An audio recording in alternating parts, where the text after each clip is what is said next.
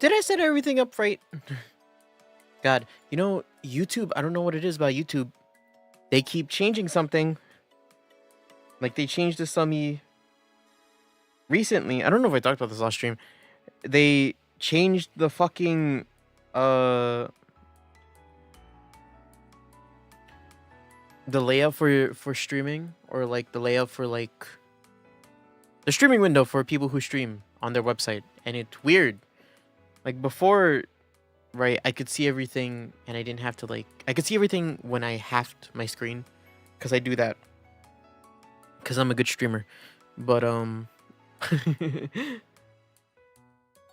but now they changed it so, like, the full preview is on top, and then, like, all the details are at the bottom, and now you can't see everything. You can't see everything in one... like, if you just look, you have to scroll through it, and it's really annoying. It's okay, I don't even look at it anyways, half the time. I should. I really should. I'm gonna look at... here you go. Stream health. There you go. Hi, everybody.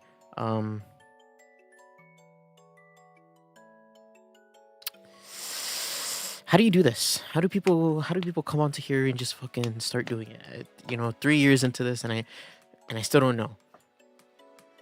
I think it's jarring that number keeps going up. I don't think 3 years is true, right? It's just 2 years, right?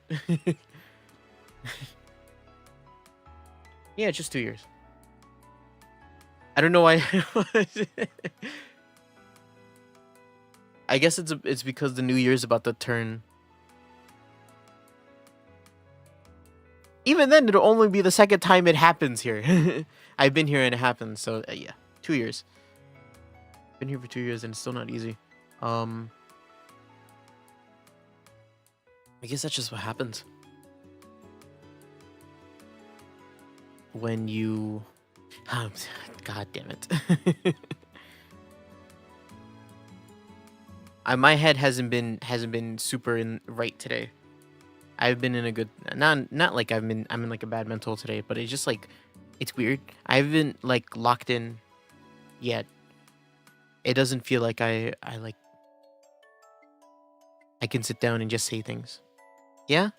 I can't focus on things. And it's strange because...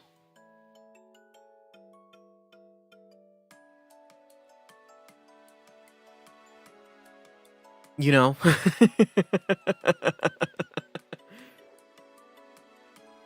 You know, I think about this a lot. Just to like try to grab onto something. I think about this a lot. How the way I present, the way I talk and the way I present myself is so like... if you don't have the full like experience, you'll miss out on context. Not context, but you'll miss out on like cues. Or that's all I feel, at least. I felt this way recently. I don't know what it was. Oh, I like read like a post on Twitter where it was like, don't forget to make yourself as expressive as possible. Because I don't know why I've been getting that kind of stuff on my feed recently. I guess like I'm like on VTuber. I'm on VTuber Twitter, I guess, and one of the ways people try to grow there is giving advice, right? Which, you know, is cool. And it's like, yeah, don't forget to your model was there for a reason, and then I'm here and I'm like, yeah. Ha ha ha ha. Any and every emotion is the same with me.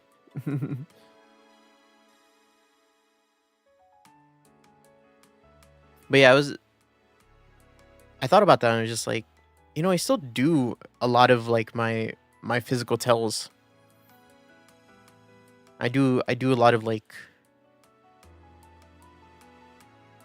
hand I do a lot of hand motions, but that stuff isn't like dependent. I'm not dependent on that. What I am dependent on is like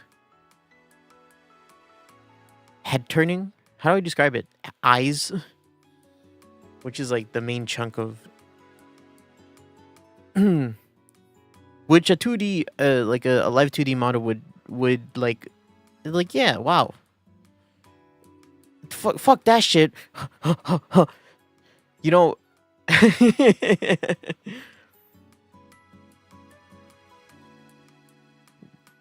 just realized that I like, because I don't have that, right? Because I don't have live 2D normally. I've like found ways to like verbalize it. You know, like you know what I mean?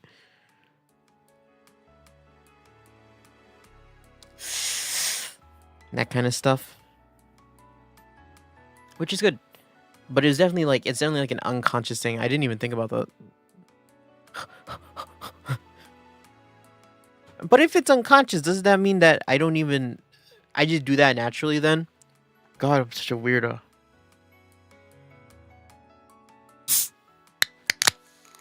God, it got fucking everywhere. I need to open this early. Because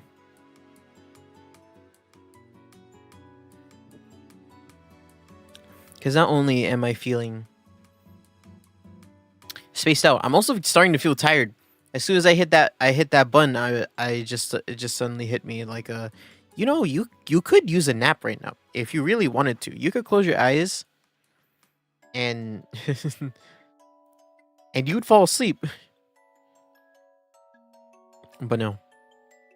My duty calls me. I don't know why. Last night I didn't get really good sleep. Last night was so weird because if I'm being honest, I didn't think I would get any sleep. I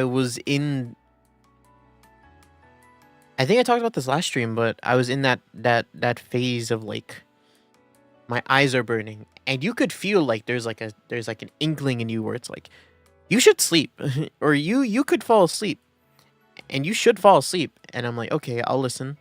And I lay on my bed, and then I just like lay there, and like my eyes start burning even though they're closed, and I'm just like, what's happening? And I just couldn't go to sleep for like an hour, no matter how hard I tried. The more I think about it, the more tired I'm getting, actually. That feeling is like setting in right now. But yeah, I thought I couldn't get any sleep last night, but I did. And it was really weird. It felt like one of those sleeps where you open and close your eyes. You feel the same after and before you wake up, which sucks. That's the worst type of sleep.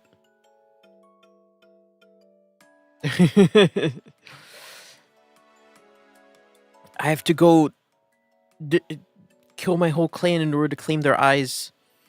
No one with these eyes should be allowed to live. I'll be the only one who bears this curse. I do find it extremely annoying. But it's mostly because yesterday was just a weird day in general. I woke up pretty early. Like, I've been waking up pretty early recently, like 8, 9 o'clock in the morning. And then I work on something, and then at like 3 or 4, I get like mega tired. Like, I get like the type of tired you get after you've been like, you just like worked your 9 to 5, and then you come home, and then you slump on the couch being like, okay, I gotta cook myself dinner, and then maybe I'll go do some things. But like, before you even get up from the couch, you fucking knock out. Like, that kind of tired. Which I'm fucking envious of. Not envious of the 9 to 5 or like falling asleep on the couch, but more envious of like that feeling. I want that feeling, but normally. I think it's just my internal clock being really fucked up. But I never feel that way at nighttime. It's been like years since like Yeah, it's been years since it was night, and I just felt that way naturally. Because there's a thing, right? Because I do, there are times where I like my quote unquote sleep schedule is like normal, and like I fall asleep at night, right? And there are also times where I do feel really tired at night, but those times are like special like cases, right? Like I remember the last time I felt like that during like quote unquote nighttime was when I was at Boy's place, and this was when I was like fucking like slumping over in like in my actually no, every time I go over to Boy's place I like fall asleep. At least the last two times, right? Last couple times. I've like knocked out on his I knocked out on his bed one time. And then another time I almost knocked out playing board games. But those two times are such cases because both times I think I had very little sleep.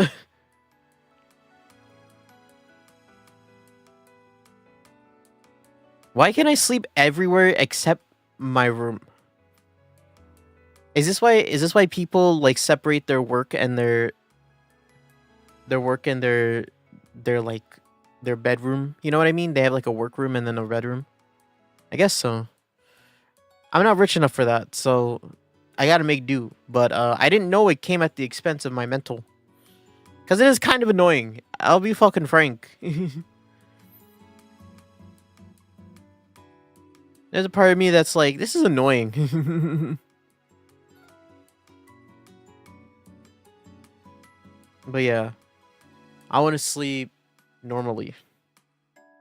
I I want to just actually no. I just wish I didn't have to sleep. You know what I mean? That's what I wish.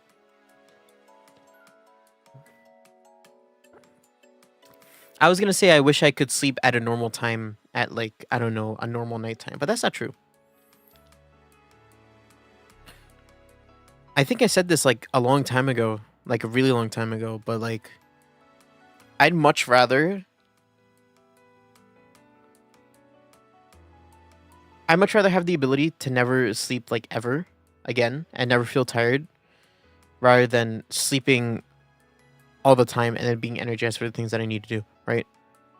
Cuz that's boring. I you YOLO, you know. There's so many things I need to do in life. If I'm going to waste all of it sleeping, then that's not cool. Body, keep up with me, dude. Maybe this is my sign. Maybe this is my sign to just start taking care of my body. It's just my body can't keep up. That's what this is. It's not any other thing. But I'll be frank. I don't want to. And more than that, I don't want to. I want other things first.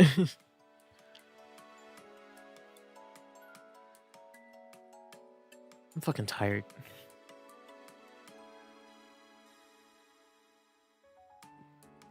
You know, I had a really like weird like nightmare last night.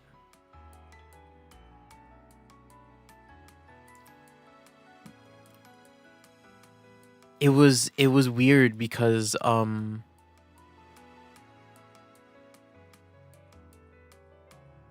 was weird because it wasn't like a like a horror nightmare, like a scary nightmare, you know what I mean? It was like a reliving bad memories nightmare. It was like as I will from where I remember the dream starting, right? It like I don't even remember where it started actually. I just remember like kind of like bits and pieces of it where it's like man, how deep do I want to go into that? Cuz it is like pretty bad like hmm. not like childhood memories bad, but like kind of like bad memories, but like recent bad memories.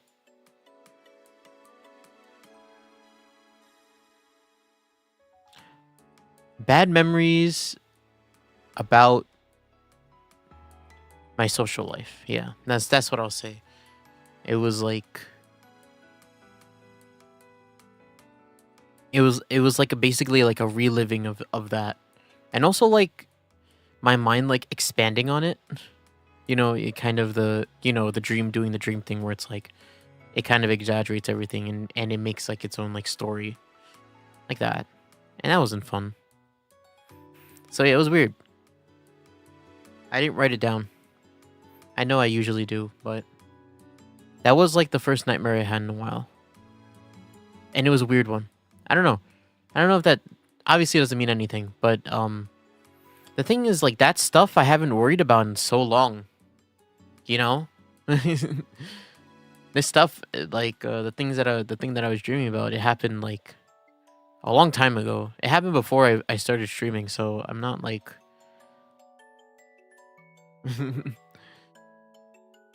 it's not like something's gonna come back to bite me, or you know what I mean? It hasn't come back to bite me in fucking years.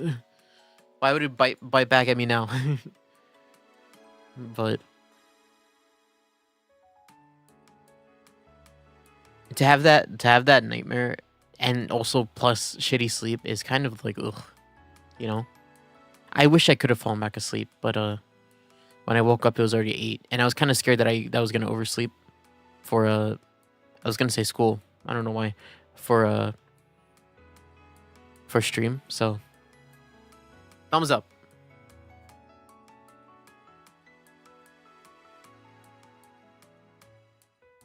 But yeah, other than that, fuck, it's cold. I actually want. Hold up, give me 1 second. I get my hoodie. You know what I wish I had? I wish I had like a throwaway, not a throwaway, but kind of like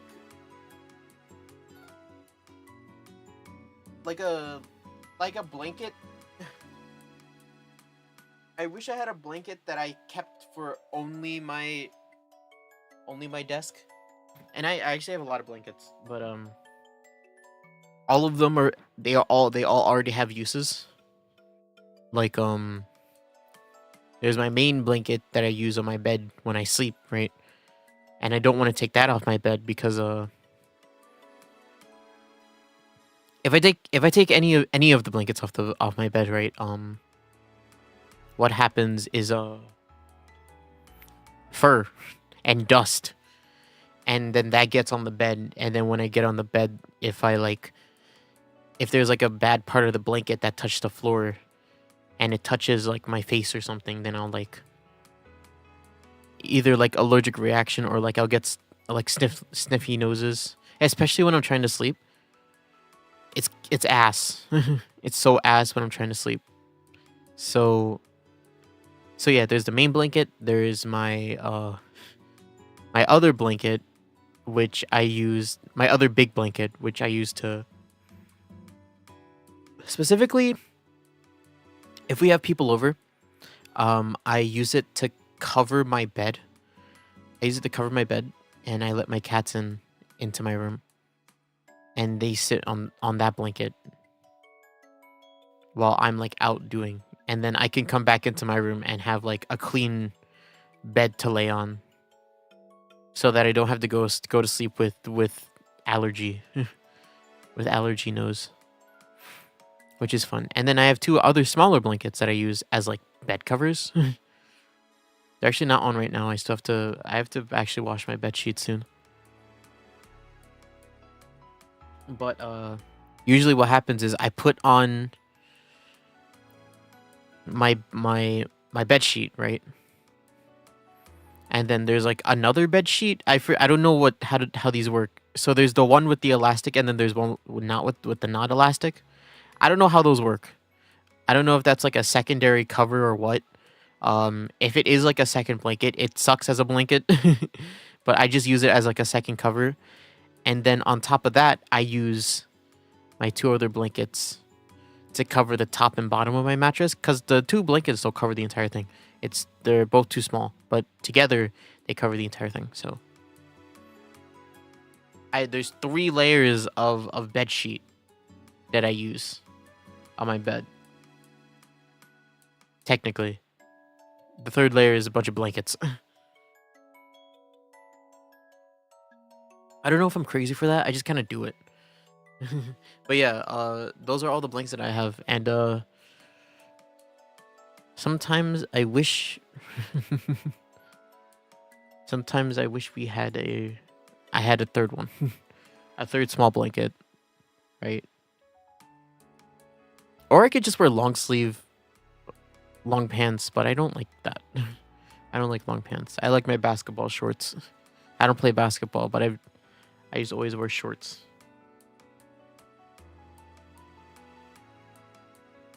Maybe if I feel really cold when the game starts, maybe I'll put them on. I just ugh.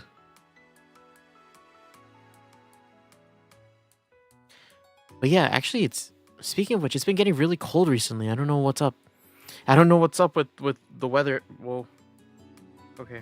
Jesus Christ. I got an email from PayPal and it scared the fuck out of me. I don't know what's happening recently, like the fucking seasons turning or whatever the hell. But it's been getting too cold. I actually went outside earlier today when I was taking out the dogs. Boo boo boo boo boo boo boo boo. Sorry. Looking at Twitter. I went outside with the dogs and it was snowing.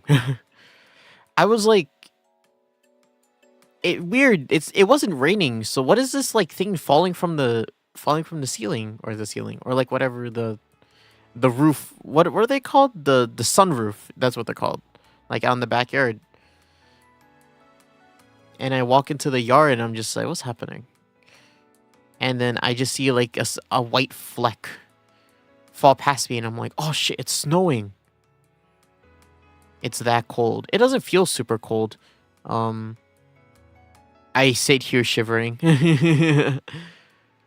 No, it is very cold, but it's not as cold as I thought it'd be. You know what I mean? I feel like I assumed it was gonna be like ice touching the skin. You know what I mean?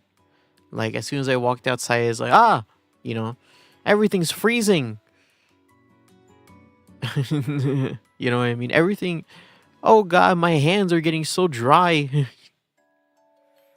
But no, it's like yeah, it's cold, and I would prefer to be wearing like longer sleeve stuff and also have a blanket and be inside my house. But also like if you had me sit out here for a little bit, I wouldn't like totally mind. But at the same time, it's cold as fuck.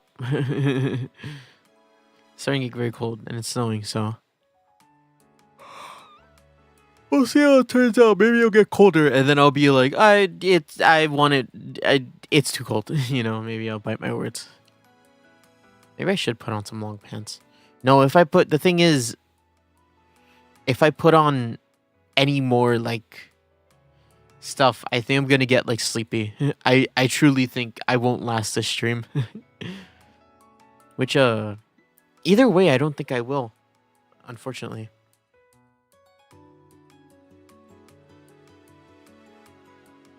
You know, today's a very not important. I don't think important's the right word. Today's a very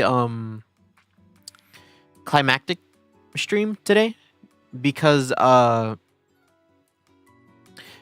we're on the last chapter of Ace Attorney. I know I don't usually talk about the game until later, but I have to get this off my chest.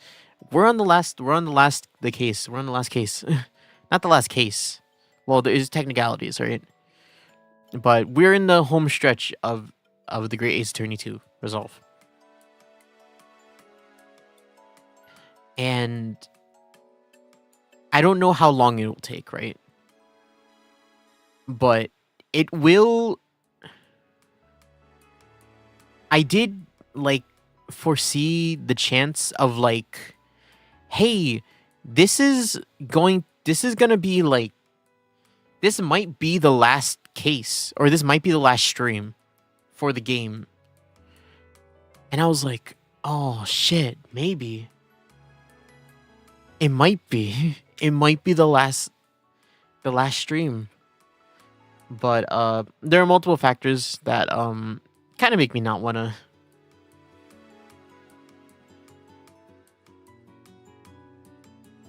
to consider that.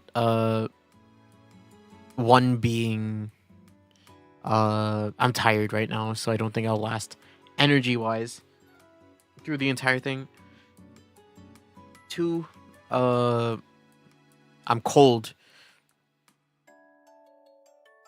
I don't know how long I'll last streaming like that, realistically. And three, I haven't talked about this yet, but last stream I was talking about how I had like a weird like toothache, and then it moved to like my tonsil the other day, right? And we were like talking about, I was like, oh, maybe your tonsil's affected or something, and I'm like, scary, right? But recently, actually yesterday, I this is when I super noticed it. Recently, it's actually gone down into like my throat, which is weird. It makes me think it's something alive. There's like something alive in my body that's moving down, like inch by inch, you know? Which is actually very concerning. It's almost like sentient, right? But it like my tooth, my tonsil, into my throat. And yesterday I felt it the most because yesterday I was recording something. Not anything serious. It was actually like a little vocal take that I wanted to record because I was feeling inspired, let's say. So I recorded that, but you know, I was doing some singing, and thankfully I'm a very good singer, so I didn't notice it until I fucked up a little bit. But I was like, ow, like my throat, like if I squeeze my throat, it like hurts.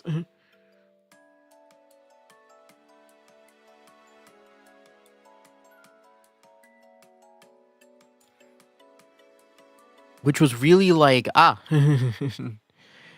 honestly, when I first felt it, I thought it was kind of a good thing because I was like, oh man, I have like a cool like like vocal technique checker. You know what I mean? Like, shit, that hurt. You know what I mean? I could be saying like da da da, and I'll be like, oh, what the fuck? You're doing it wrong. All right, sorry. I'm sorry. It's really funny. But yeah, I still kind of feel it. It really does feel sentient. Like it feels like there's something. But yeah, I think more than it'll affect my singing, it kind of affects today. You know, I have to do a lot of talking, and then like there will be a point where like my throat's gonna like run dry. I assume this case will take longer than 12 hours. I really do. And if that's the case, God, will we like, I don't know how long I'll be able to last, you know? But we'll see how it goes. I do anticipate that there will be another stream next week for this game, and then we'll be finished, right? But I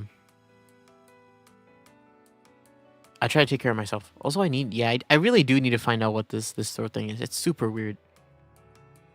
But yeah, but I'm just too good of a singer, so I still recorded my thing, and I was very happy with it. I think was I very happy with it. I could listen to it right now, and maybe like if you hear it through my headphones, that there you go. Cause it's not anything like.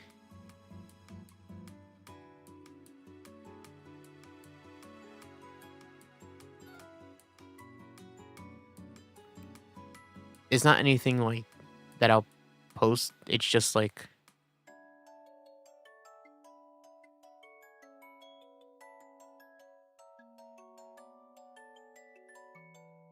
It's just fuck.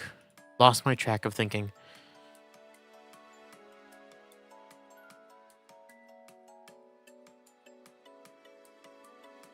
My own thing. I sing for fun, all right? Accept that.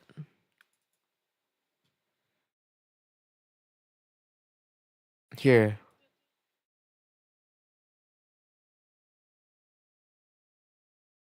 What volume would you guys be able Excuse me. What volume would you guys be able to hear this if I if I wanted to play it through my Let's do this in the most roundabout way possible.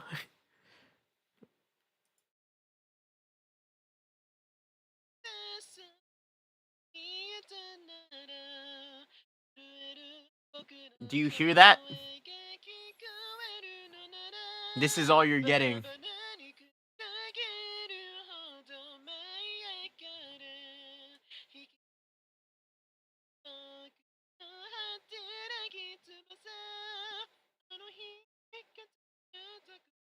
Do you guys hear it?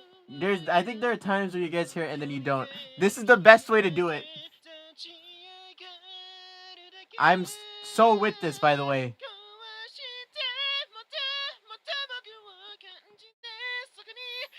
Oh wait, you guys can totally hear it now.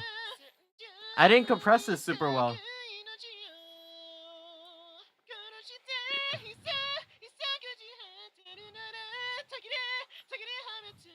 Can you guys hear it?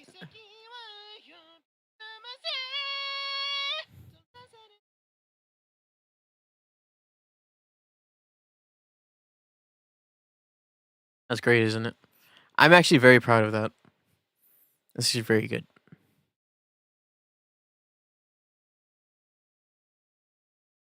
Actually, I'm very, very proud of that recording. And I did it all yesterday when I had a sore throat. And it was fire.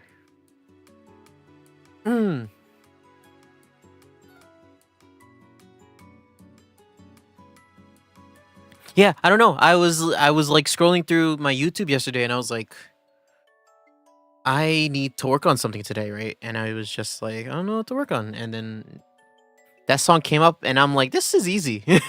I'll do this. And then I did it very easily. And I was like, wow.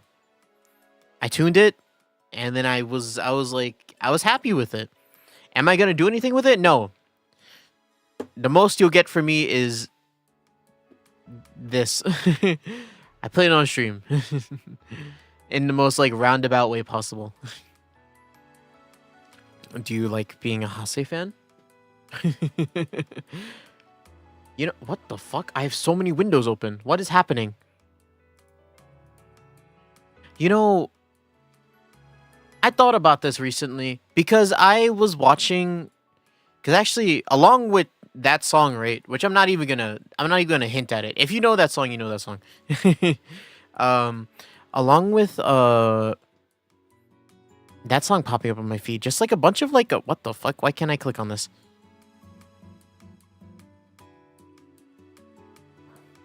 But yeah, a bunch. Not only was that song popped up, but like a bunch of like streamers like were popping up on my feed. Specifically, I don't know what it is about. I don't know what it is that I like did recently, but actually a lot of like competitive gamer like YouTubers or VTubers, right? Like I ran into like a couple like League of Legends VTubers, and I'm like, yeah, everyone plays like League of Legends. Izu plays League of Legends, right? But like, actually, what I ran into wasn't like a stream; it was like a video, and it was like, can this VTuber hit Grandmaster playing Jin only? And I'm like, wow, she's actually good at the game.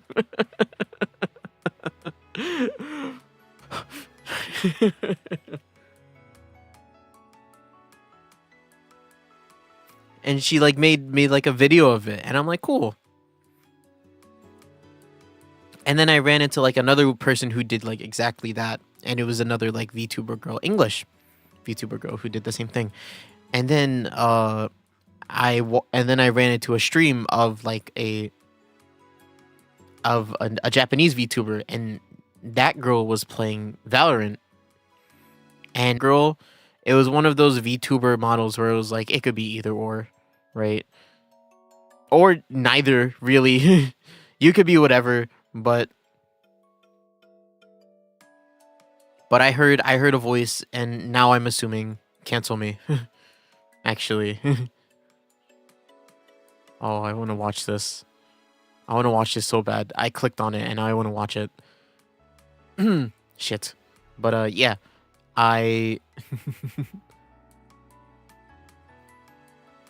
I was watching. I was just like kind of lurking their stream, being like sure, why not? You know, sometimes I just click on things to just like have them exist on my feed or in my mind for a little bit. But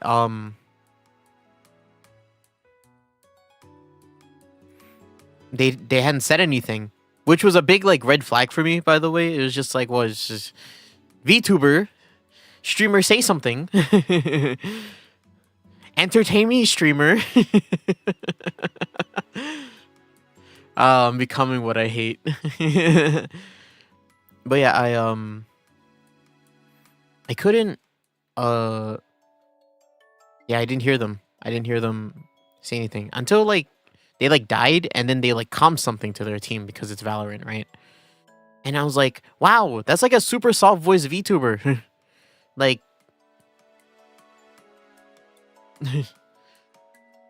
their voice is super like they say things.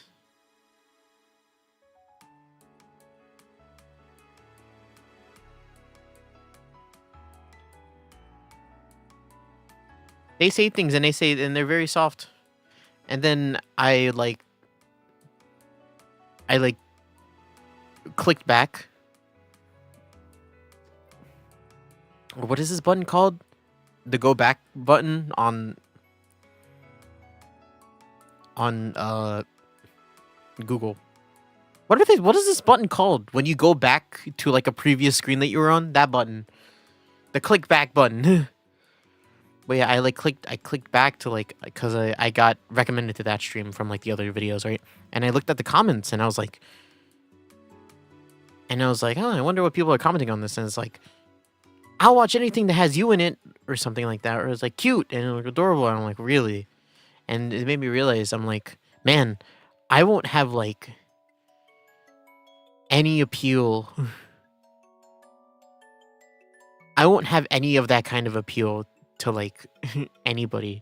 You know what I mean? Not that I want to be like ooh woo kawaii, right? No, if anything, save that for some other peeps that want to be attributed to that. But even like the like I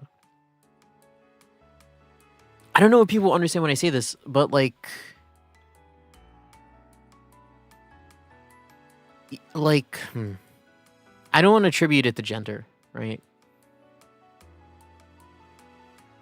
But like, you know, like people will watch like female VTubers, right? And they'll be like, oh, she's cute, I'm gonna keep watching her. And then like you just watch her because she's cute. And then guys have a version of that where it's like, wow, this guy is so hot and I like really like his voice. It's so deep and fucking I'm so turned on by it, right? And they watch them because of that, right?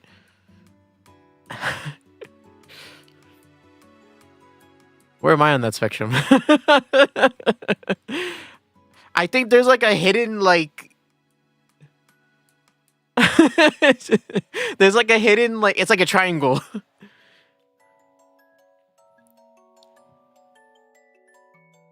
Where it's like there's like the weirdos. If you want to peel, draw a banana.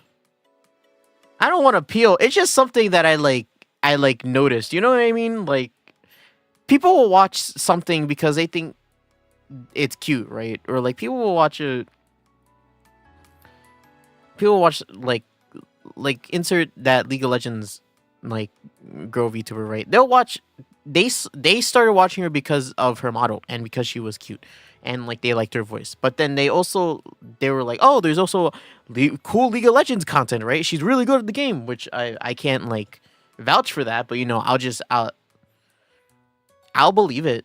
Like I don't play that game anymore, so I'll be like, yeah, she's good at the game. Yeah, she's very good at the game, right? And I'm like, cool. And then there's like there's like the guys where it's like, yeah, baby. Yeah, I went to the gym today. I deadlifted 450. And then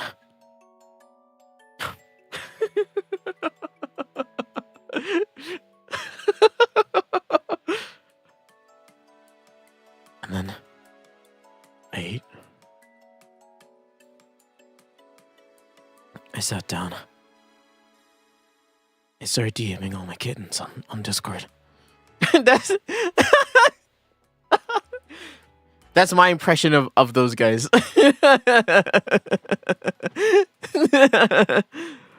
But like, you know what I mean? Where am I on that spectrum? Also, like, yeah. People are turned on by that. Guarantee you. It's parasocialism at its finest.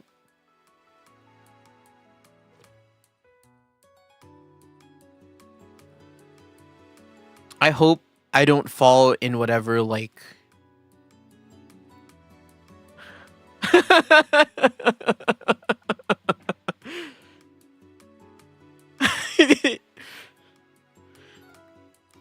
Yeah, that would be a very funny short.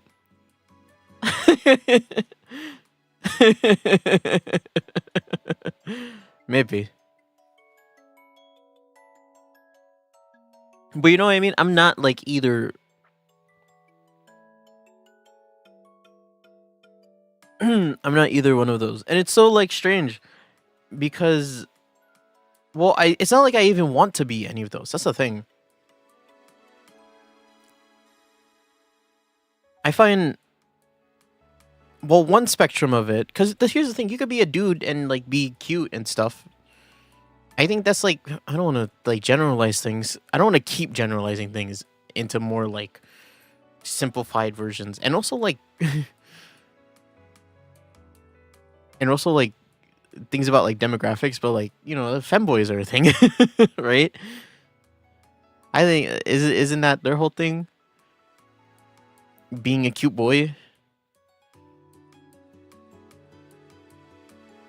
Like, yeah, you could be a boy and be cute, and then there's also like boys that aren't femboys that are also still cute, right? Like those exist, but I don't want to be that. But then there's also like the other side where it's like everyone's horny. Everybody wants to like fuck you. You give them a chance, and that's scary because the people on that side of the internet are interesting.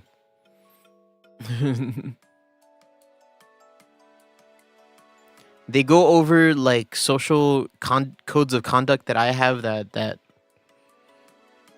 I'm not cool with. You know what I mean? And I'm like, no. So like, I'm just here.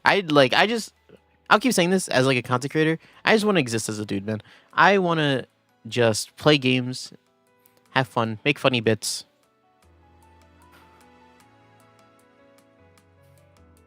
And sing. That's the other thing. I can't believe I forgot that. I want to sing.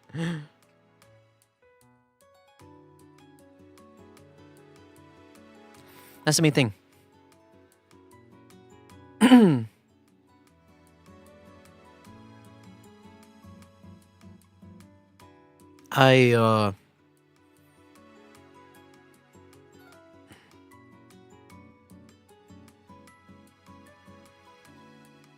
Sorry, I looked at Twitter again.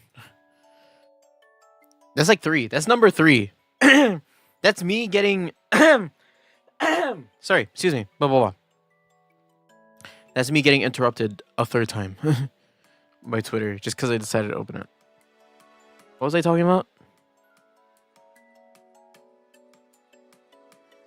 I was saying something, and then I saw Lily Pichu playing the piano. and it like left my mind. Whatever. Let me sing.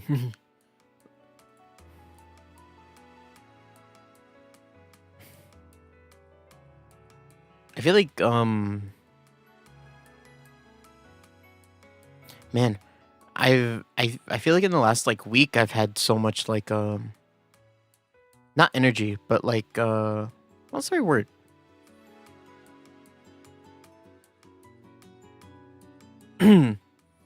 Like motivation to sing or like do something, right? And I did record this thing, right? But I have so much motivation to sing and like want to do something, but also not or not I want to sing, but I don't want to like produce it, you know what I mean?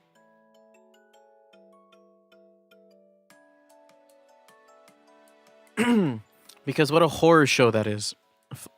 Sometimes I hate really hate singing sometimes. Or I really hate mixing sometimes. Actually, that's a good point. It's mainly because of what happened last time I tried to do something like that.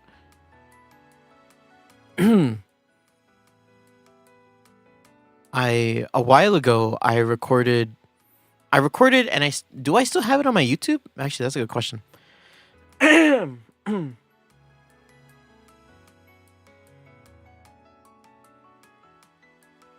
There was a short that I never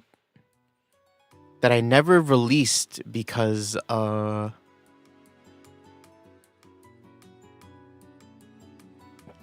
didn't like how it turned out. No matter how many times I tried to like spin it, I just couldn't get it to like sound good. Hold up, let me see if I can find it. Yeah.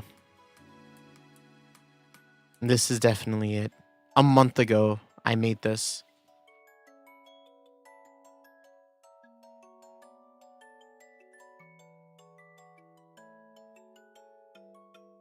Ugh.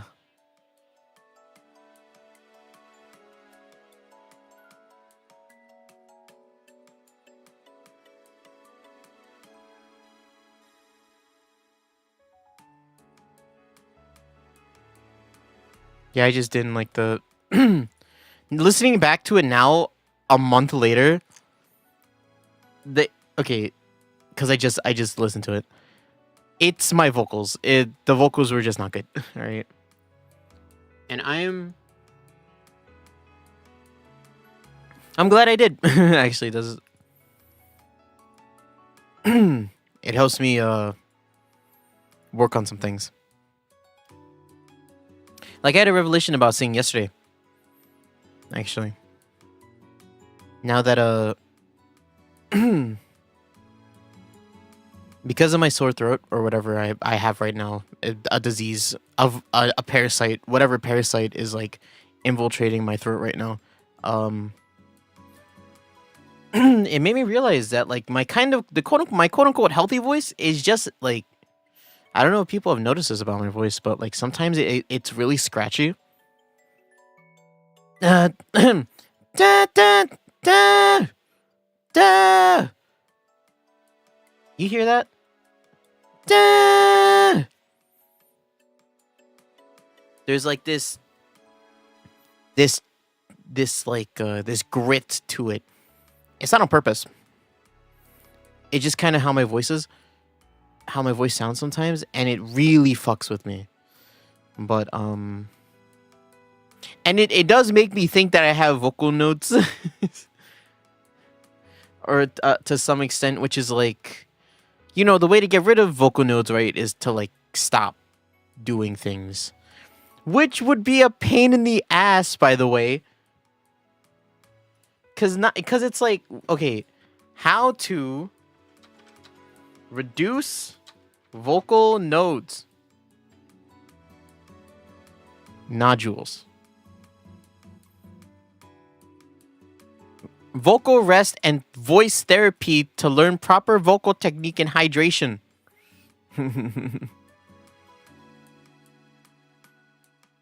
Voice therapy under the guidance of a speech therapist. Oh. That sucks.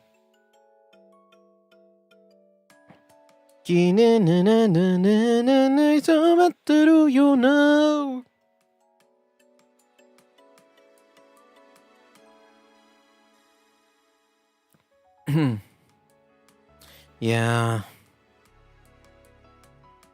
I don't want to keep looking at this because I feel like I feel bad, you know? Because it'll be like, you did fuck up your voice just a little bit. And also I like passed up on the I passed up on the chance to like get it checked out. Instead of checking out my carpal tunnel, I should have checked this out.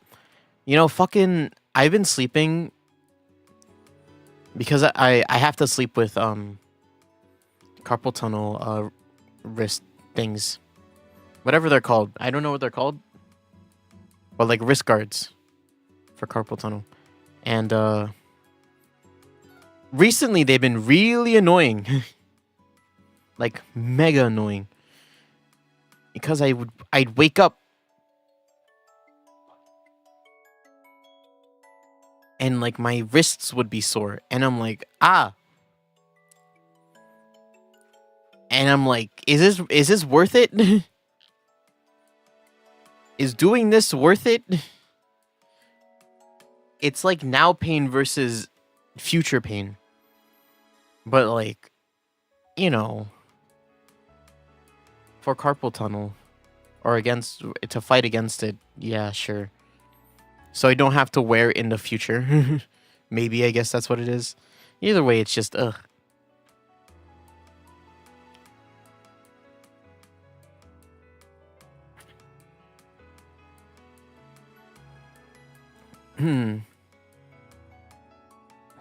Marcus Hart, pretty cute.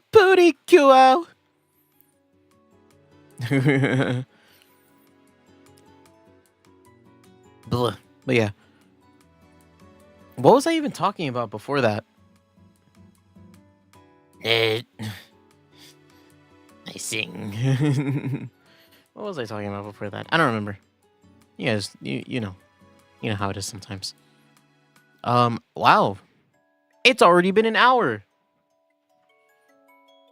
Gosh, sometimes I'll be fucking frank.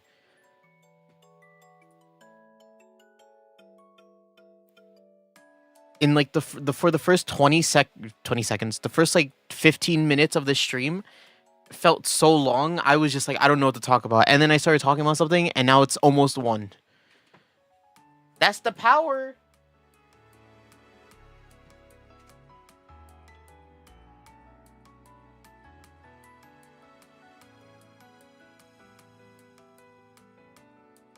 That's the power of doing shit. Of locking in, finally. You know, I didn't even get to talk about the rest of my day yesterday. Yeah, I didn't like get to do anything. Well, I did do the thing yesterday, right? But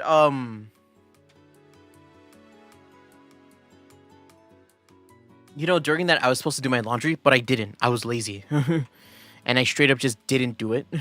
And I was like, I still got to do my laundry. And I did end up doing my laundry, but it took longer, or it didn't take longer than I thought it would. But doing my laundry, it's a long time because I have to do like 2 loads, right? So it essentially doubles the time I have to take to do laundry. And the thing about that is, so I finished doing whatever I was doing at like 3, and I was like, all right, time to do my laundry. And I went downstairs, I put it in, I came up, and then I was like, if I was doing that when I was like recording and doing all my stuff earlier, one, it would have been like around like 12, but two, I would have had something to do, right? But instead, I was just kind of sitting there, and then I was like, you know, I'm really tired. And I felt that way for the next 4 hours, waiting for my laundry to finish. I was really, really tired. And the sad thing about it yesterday was I wanted to play Eternal Return yesterday. I wanted to get on, see if the new character was up. She wasn't. She's up now, but she wasn't up yesterday. There was actually a maintenance yesterday for the patch today for the new character. But I want to play some Eternal Return, but I was just so tired. And I saw my brother was on call, and I was like, maybe I won't play, but I got sleep. I was too tired. And then I saw Boy went on, and I'm like, I got sleep. And yeah, I was able to live the 4 hours I had to wait in order for my laundry to be done. And then I did that. I folded everything. I put on my bed, not my bed sheets, but my pillow sheets, and like folded a bunch of my blankets and my towels. And then I knocked out after that. I like did a light wash on my face, and I knocked out right after that. It was so sad. I haven't played a proper game of Eternal Return in like 4 days, which is a fine amount of time. That's how long games you should be having those gaming sessions. You know, we as adults have things to do. But sad. I was about to open the wrong thing. What game this is? Open. There you go. Turn this off. Turn this on. Is that what I think it is? Oh shit. Oh fuck. Oh shit. Wait, why is that still on? I thought I turned it off. Oh shit, I didn't. Oh crap. No one saw anything. No one saw anything. No one saw anything. Shit. I thought I turned that off. Shh. Shh. Shh. No one's here, right? No one else is here? No one else is here? Cool. Boy, that's between you and me. Shh. I'm pretty sure you didn't even see it. It's all good. We're good. That's actually like a super like... I'm not going to dwell on this too hard because I don't want people to like come in and be like, what is that? Right? And be like, oh, you know. But shh. It's a hint for a little surprise for an event happening. Fuck! Are you kidding me? I'm being outed by myself. I fucking tested that out the other day too. I was like, do people see this? Oh, they do. I better turn that off. And I did, but I turned it on to check it. It's so annoying. Anyways, Ace Attorney. So, last time we played some Ace Attorney, first of all, spoilers, if you didn't watch or play anything past the final part of this game, please go watch it. There is a bunch of setup to what's gonna happen and go down today and probably next week that is super important, right? And I would super prefer just if you had all the context, right, from the actual game itself and not from what I'm about to say, right? But I'm gonna go over everything right now. Actually, not everything. Everything that I can remember right now that I think is important. So, the last time we played, we did some investigating, and we found out a couple things. First of all, we're still going over the same case about Gregson. Gregson is dead. Gregson died in an apartment down in some slum alley in a building somewhere. And Von Zieks is framed, and now we have to find out who killed Gregson and get Von Zieks off. There's a whole thing about Von Zieks not wanting us to defend him, but now he wants us to defend him and find the truth behind what's happened between Gregson. What happened behind Gregson? And apart from like the actual case itself, and more connected to like the actual investigation that we did last time, we found out a couple things. First of all, it was Gory's mom who was the culprit in case 3 that did get the professor off. Like, she was the one who was like, who helped him quote unquote escape before he got shot in the graveyard. We found out that Mr. Eugene Mikotoba is actually Watson and not Watson.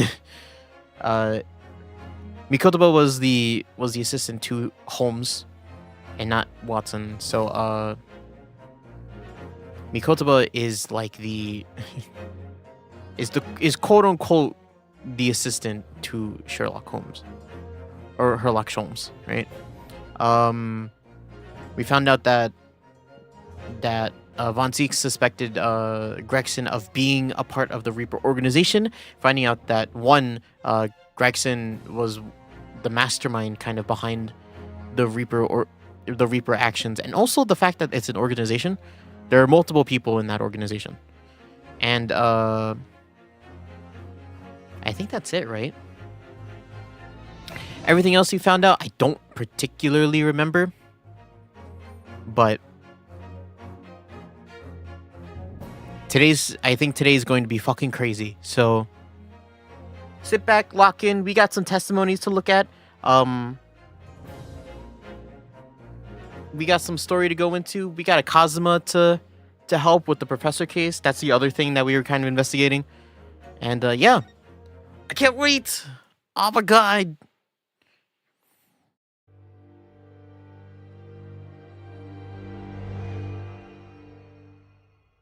The resolve of Ryunosuke Naruhodo.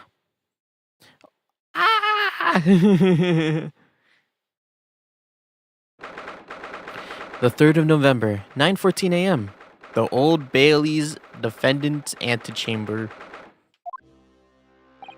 So, the time's finally come. Today, we unravel everything. I'll be counting on your support more than ever today, Mrs. Sato. Mrs. Sato? I don't think she's ever made this face. Mrs. Sato? Ah! Wee! Wait, what? Why would you do this? Oh, no. What's the matter, Mr. Naruhodo? Nothing. I was just saying that I'll be relying on your support today, but I'm so sorry. Oh, of course. I know I can be rather incompetent at times, but I shan't let you down. Would you mind helping me to my feet, then? Oh, dear. I'm really sorry.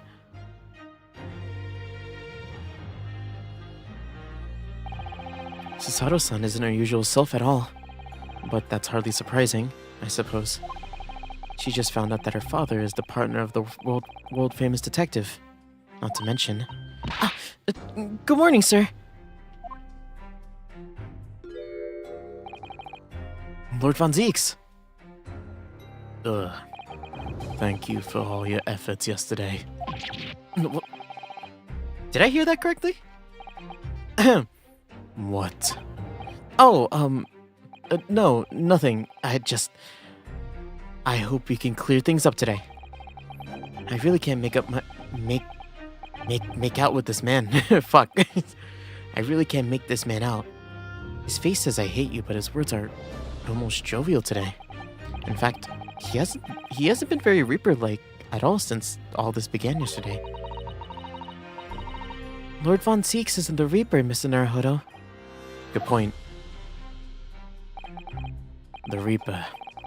I suppose in hindsight, you shouldn't have allowed that misconception to go unchallenged. Huh? It was my tacit acceptance of the pseudonym. My failure to stop the Reaper becoming something more than a mere legend. That led to all this. But you're not to blame for that, Lord Von Zeeks. It's only because serious crime in the capital dropped off so sharply when the public started calling you that. That's why you didn't say anything, isn't it? To be frank, I'm not sure that was the sole reason. What do you mean? There was a rumor at the time that the Reaper was really the ghost of my late brother. That having been slain by that evil killer, Clint's restless spirit returned as some kind of demigod, to wield a deadly blade of justice where I, by dint of the law, could not. Yes, we've heard of that story too. When I lost him, I felt as though I'd lost my guiding light. I didn't know where to go or what to do. And so, in some small way, I wondered if perhaps those rumors made me feel his absence a little less keenly.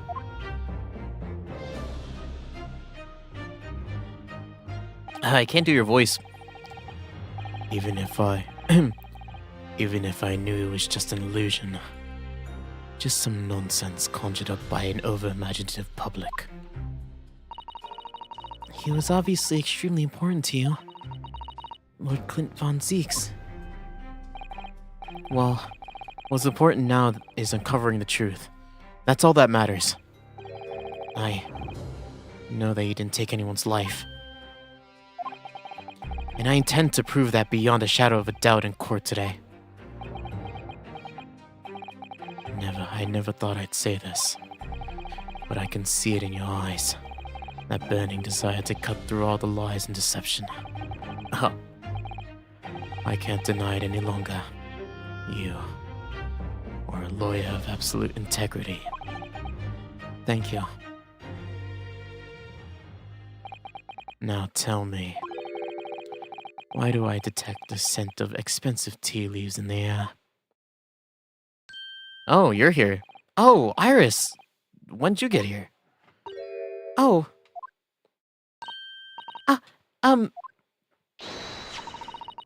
I brought you one of my special blends. Hurley loves it. He says it helps him to clear his head. I thank you.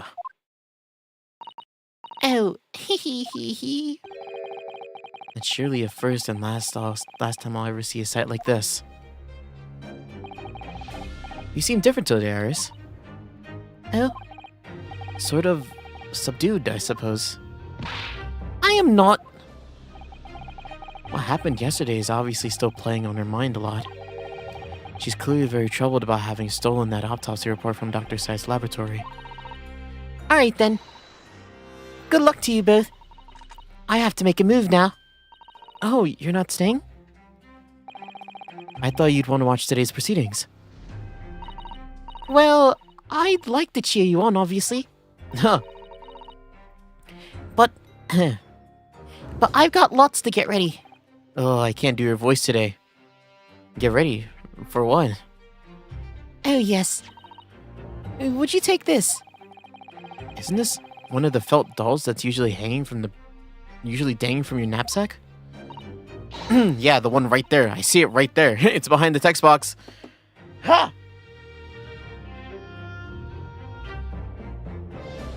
Sorry. I can't do her voice today. It's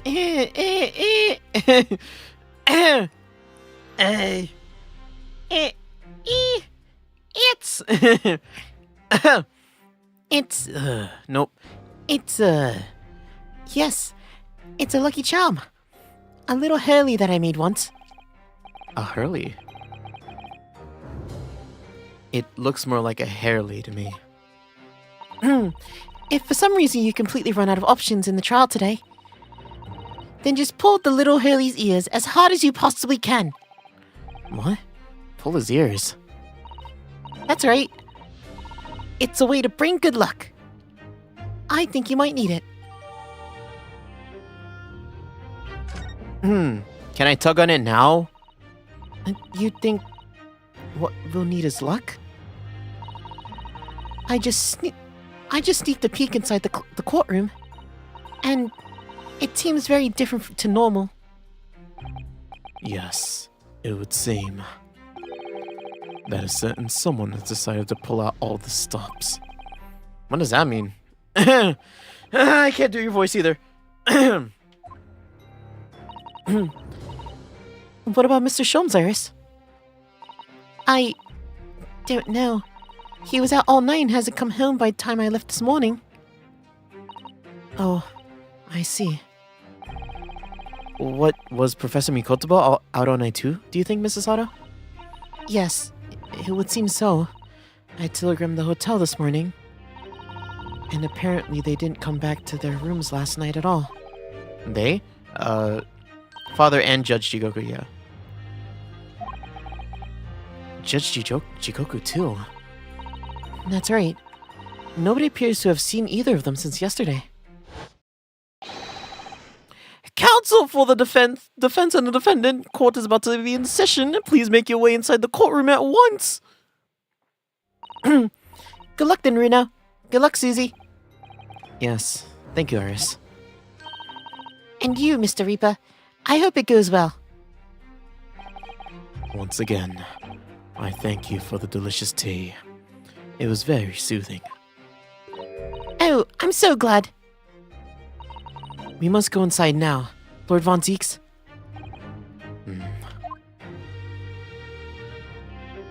I do know who they're talking about when they say someone's pulling out all the stops. I'll just wait for them to reveal it first. Lord Von Zieks has always been a formidable prosecutor that I've locked horns with in court. But not today. Today I battle with another in pursuit of the truth. My best friend, Kazuma Sogi, who I trust more than anyone else in the world. Now I understand what it is that drew me here to Britain all those months ago. Now I know exactly what destiny had in store for me. It's been all leading up to this one day, to this one trial, to this one final reckoning.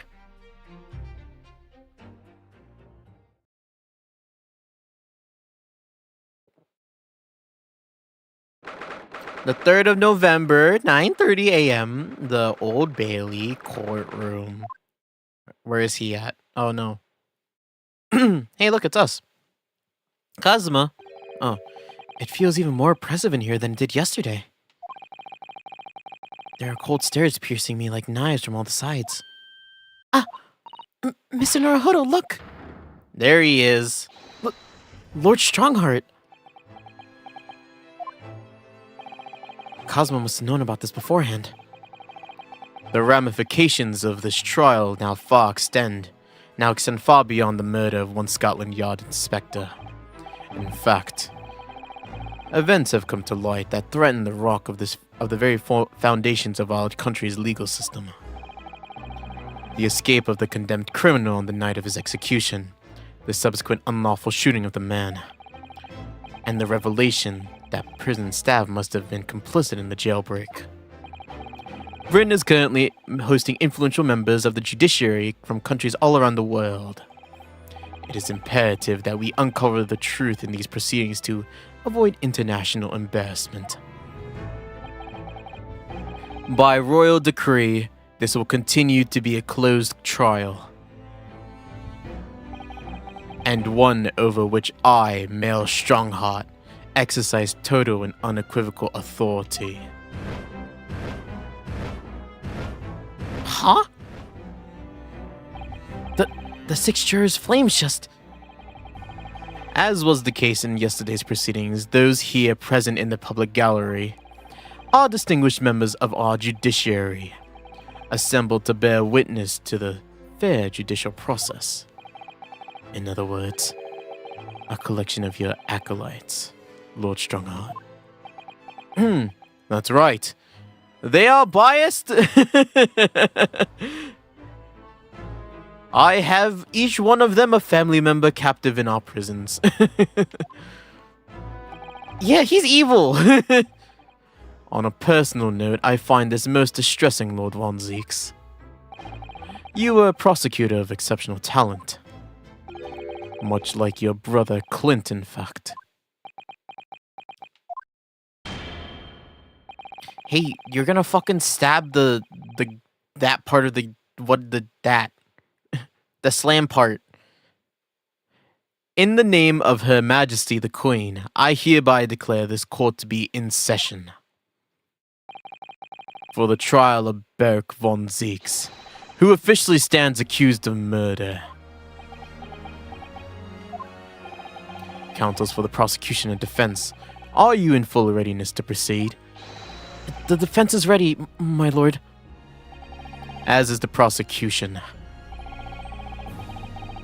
Yesterday's proceedings brought light a shocking and disturbing fact. There was a side to the victim, Inspector Tobias Gregson, that was unknown to his superiors at Scotland Yard. Yes, he was carrying out operations in secret, which Scotland Yard knew nothing about. And in those clandestine operations, he had an accomplice. Mr. Daily Vigil. Excuse me. Who would have been given the inspector's identification and present himself around the capital in order to establish credible alibis for Gregson. In that way, Gregson appeared to be carrying out his regular Scotland Yard work, when in fact he wasn't. At the end of yesterday's session, Mr. Vigil, who had been suffering from amnesia, regained his memory. It would appear he buried his memories from the time deep inside him as a means of self-preservation. Because whilst he was engaged as chief warder at Barclay Prison, he abetted the convict's escape. Mr. Vigil is currently recuperating in St. Sinners. He's recovered enough to give a signed statement about his movements on the day prior to the incident. This theme is epic! You hear this shit?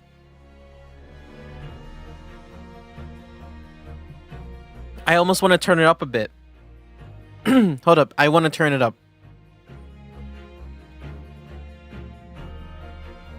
How cool. There you go. Oh, hell yeah.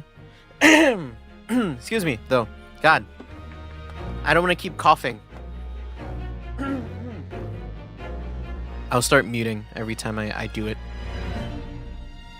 He's formally admitted to posing as Gregson whilst investigating the Red-Headed League.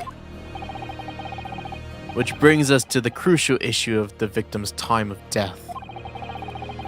The defense yesterday proposed a suggestion that the victim may have been killed one day earlier. This was based largely on the discovery of the victim's pocket watch, but it had not been wound. The prosecution has something to report on that, my subject. What the fuck? Has something to report on that subject, my lord. Really? Go ahead, Prosecutor Sogi. I met once yesterday with the coroner what the fuck?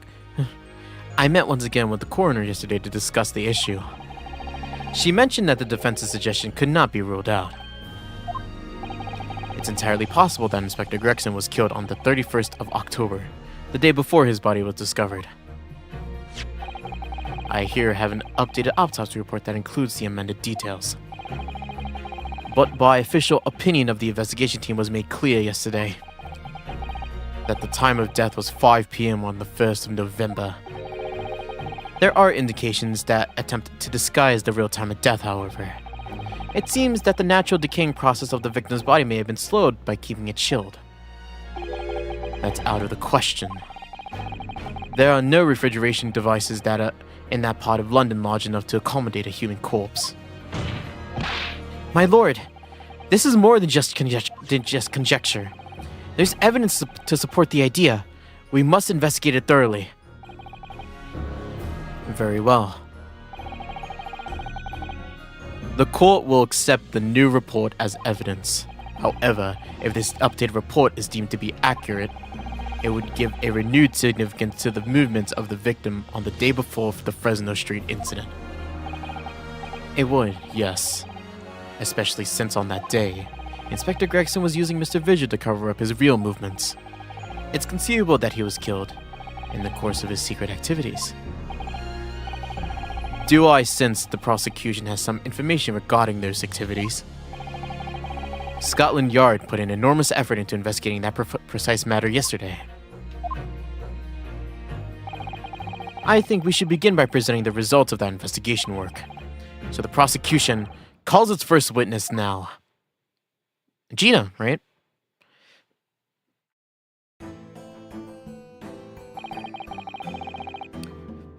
State your name and occupation for the court. Gina Lestrade, reporting representative of Scotland Yard. A self-conferred rank, but never mind. Gina? Again? What's your problem, Odo? What's with that Gina again? Look, eh? Oh, fuck. The boss meant the world to me. He done more for me than anyone else ever did. Oh, Inspector Gregson, you mean? He got me out of the back slums of the East End and took me under his wing. Taught me that life can have purpose. So that's why I'm the best person to be standing here, speaking for him. Oh, Gina. Right. Out of all the goodness of Gregson's heart, not all that he had in his arm... Not at all that he had his arm twisted by Mr. Sholmes, no. What's relevant to these proceedings is that the outcome of Scotland Yard's investigations yesterday has revealed that the victim was carrying out some assignment that the police knew nothing about. Very troubling. That face. Lord Strongheart knew. So, Inspector Lestrade, let's hear let's hear exactly what it says on that report. Coming right up, sir. Okay. Let's see it. The victim's movements. All Yard detectives are supposed to follow orders and investigate what they're told. But a little search of the bosses turned up a notebook that had a load of secret meetings in it. According to that, the boss was looking at some smuggled goods dealing that day. But it looks like it was a big job and all, but coppers weren't in on it yet. What matters most is there's witnesses what saw the Reaper at the place too. What? What? Smuggled goods? I don't know, do I? I'm just telling you what was written on the book. Tabasco, tea, spices, medicine. All sorts of goods of all sorts flow into London by illegal channels from across the globe.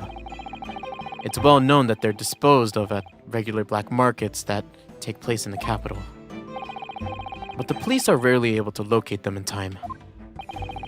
So Inspector Gregson was investigating one of those black markets?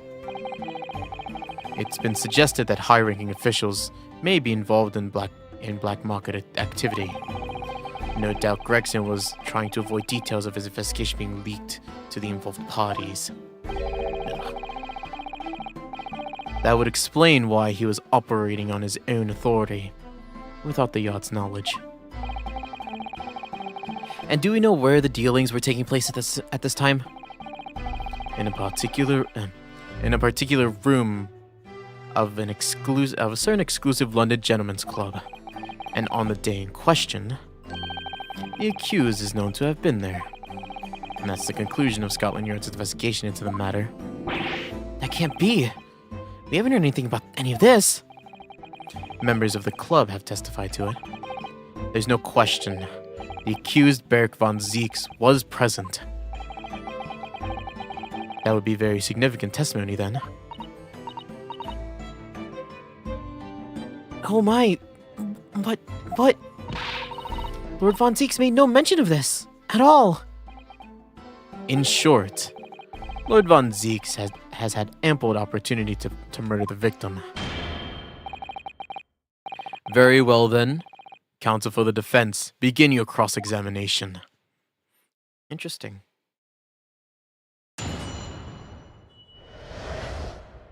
Ryunosuke, pull the ear! Pull the ear, Ryunosuke!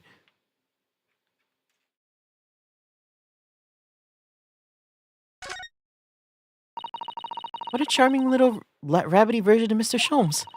Do you suppose this is how Iris sees him? Are you alright, Mr. Naruhodo? Your eyes are veritably boring into the poor doll's ears. Oh, sorry. I was just wondering, what do you suppose would happen if I were to tug on its ear with all my might right now? I'm sure we'll find out when the time is right. To become a proper gentleman, you must learn stoic patience. But I want to know! Really? God damn it. It's something under his coat. I know it is. It's gonna pop out another key. Oh, I was about to say, I'm like, May? What does that mean? No, so this is... Okay.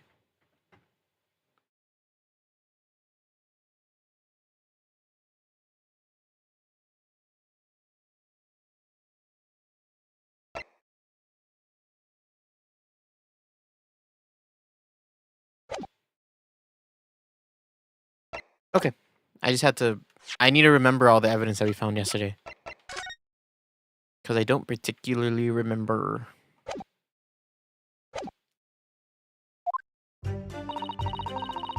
All yard detectives are supposed to follow orders. And investigate what they're told. Hold it! So, you follow orders, do you, Gina? Nah, not me. I'm above all that, see? What? Oh. The boss always had special orders for me. Grab us some fish and chips and go give Toby his grub. That kind of thing. So errands more than orders, then. This detective is still an apprentice after all. What? Yeah, well, this apprentice ain't one to sit around and wait to be told what to do, even by the boss. That's why I've been doing my own investigations into what happened. I didn't find much at first. But a little search. Okay, the notebook. Hold it! So you went through Inspector Gregson's things? Yep, as part of me independent Lestrade investigations. I'm sure your superiors would be delighted that you're taking the initiative. So I snuck into his office and when no one was about. Cause if anyone from the yard had saw me going in there, they'd have turned me straight out onto the street. This is sounding less and less like an investigation and more like something else. The prosecution understands that this very detective... The prosecution understands that it was this very detective who discovered this notebook. You got that right. Nothing gets past Inspector Lestrade and her trusty assistant, Chief Inspector Toby. We found it hidden in one of his desk drawers that had a false bottom. Yep. That's impressive. So then I went to hide myself where no one could find me, so I could have a butcher's at what was written inside. Because if anyone at the yard had found me, they would have turned me straight out onto the street. I've given it in now, though, ain't I? And if it weren't for me, it would have never been found. That's true. According to that, the boss was looking into some smuggled goods. Do you have any idea what those dealings were taking place? Where? Yep. It was all in the boss's notes. Let's see if I can remember. As I had already said, the illegal dealings were due to take place at a gentleman's club. Yes, I remember. But I was hoping to find out the name of that club. That won't be necessary. What? It's conceivable that the club might be used again by the smugglers in the future. Therefore, the prosecution has been asked not to reveal the name in the proceedings. I don't know what all the fuss is about. It's right here. All I got to do is read it out. And I could do it. I've got this reading game buttoned down now. Can't I show you what I can do? Go on. What's the The judge hasn't signaled his objection yet. I could try to find out. What should I do? Come on, let's see it. This is a closed court. Proceedings are confidential. There shouldn't be any possibility that the information being leaked. As I explained, there is a possibility of politicians being involved in this affair. The prosecution is rightfully exercising caution, I imagine. No, my lord. The prosecution has no objection. Cosmo? There's no question that Inspector Gregson was looking into the black market dealings. However, it's not yet been established that he was on that particular trail on that day in question. If the defense requires to know the club's name, the prosecution has no intention of being obstructive. Right then. I get to show off me reading skills. Apparently, the smuggled goods was gonna happen at a gentleman's club called the Groose. The Groose, huh? Hold it! The Groose? Is that how you say that? It's like, or is it grouse? How do you say that? Is it like a rouse or is it like goose? It is a bird, right? That's a cute bird, by the way. Pronunciation. It's grouse. Look at that bird. It's like a pheasant. It's kind of cute. It's like, whoa, it's like a mini flamingo. Cool. The grouse? What sort of club is that? I ain't got the foggiest. Clubs ain't exactly my thing. But I'm kind of curious. They're not the places where a foreign student like you would be readily admitted. Have you looked in the mirror recently? I tell you what. Me and Chief Inspector Toby can go undercover. Could you, though? I could pick out a few good marks and see what else I could find out while I was there. I really don't think you should go picking out anything. Anyway, that's where these black market dealings were doing to take place, is it? Yeah, it's got to be. That's what the lower rank detectives at the yard reckon. Says even an even lower ranking detective. Looks like it was a big job and all, but the coppers weren't in on it yet. So how had Inspector Gregson come to find out about it in that case? That's the question, ain't it? But I'm just an apprentice, so... So why didn't he inform Scotland Yard of his findings? Yeah, that's what I was asking myself, cause, you know, I'm just an apprentice. When it suits you, yes? Anyway, the point is, something went on at that club, no question. You can't say that for certain, though, surely.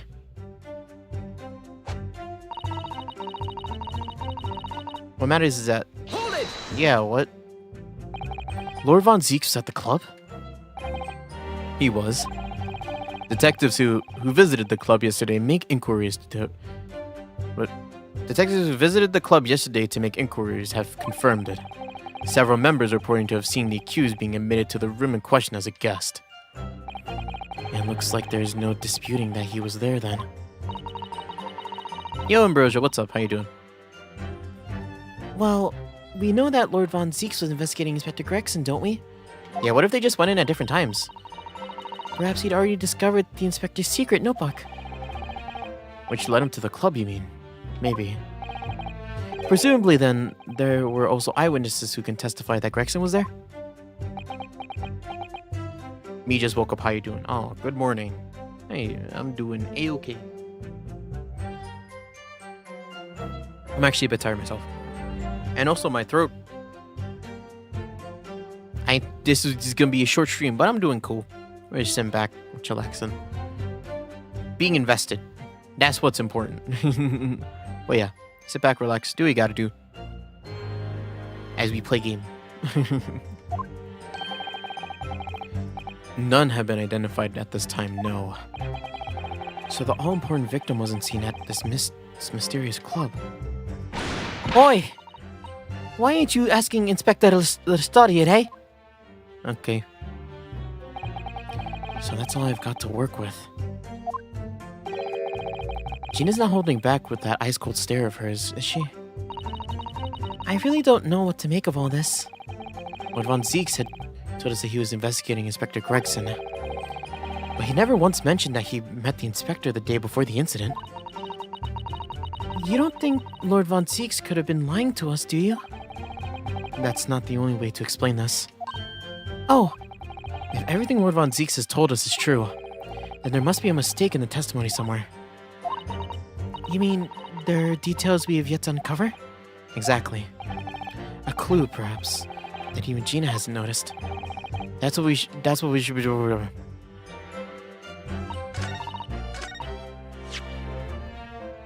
I think this is gonna be one of those nitpicky ones, where it's gonna be like, obviously,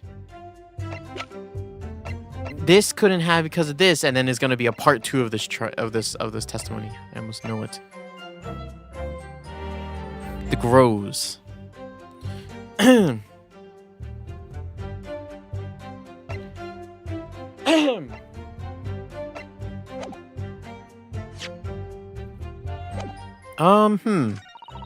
It looks like it was a big job and all, but coppers weren't in on it. Bum, bum, bum, bum, bum, bum, bum, bum, bum.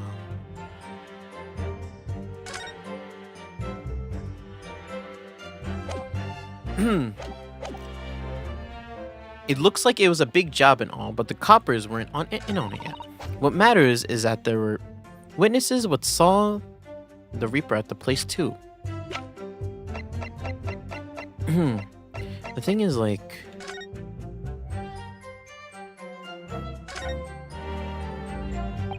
well, I suppose we should see what the inspector's identification looks like inside.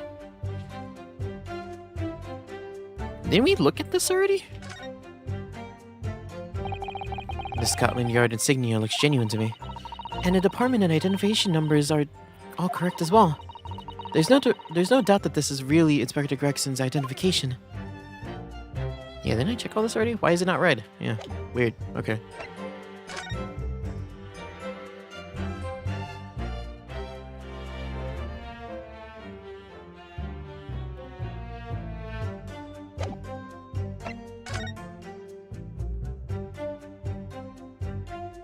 Empire of Japan, I forgive. I use with these sounds I accept my fate in the foreign land with the knowledge that I will never see my homeland or family again. But I regret nothing about my chosen path.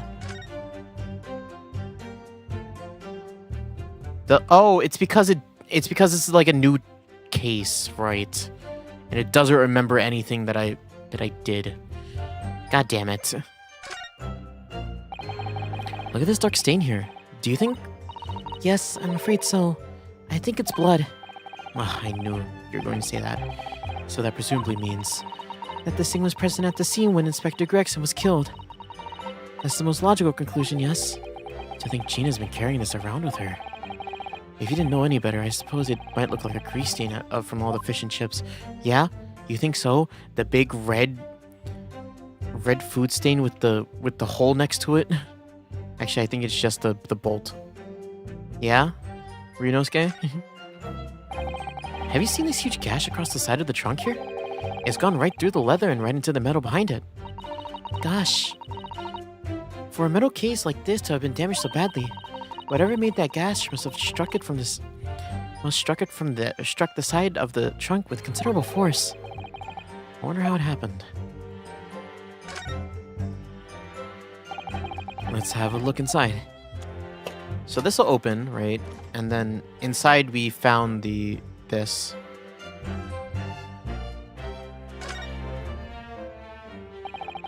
Do you see that? There's something stuck to the side of the trunk here. It's glinting. It looks like a fragment of metal sort. But it's wedged in so tightly I can't remove it. Well, don't cut yourself. You'd better leave it, I think. Oh, it's like a tip of a knife, isn't it? Weird. I never saw that before, actually. Look, there's something inside. Oh, let's see. It appears to be a passport, authorizing him to travel overseas. Was Inspector Gregson going to go on a trip abroad, you think? And the date of the departure might tell us something. That was... Oh, What is it? this is for the 31st of October, just one day before the incident. What? Really? Gregson went to France the day before his body was discovered?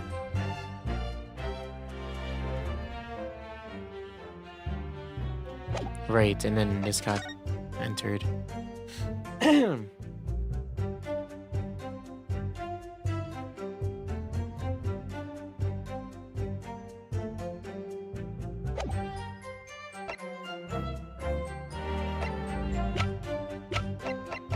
I'm trying to think what it...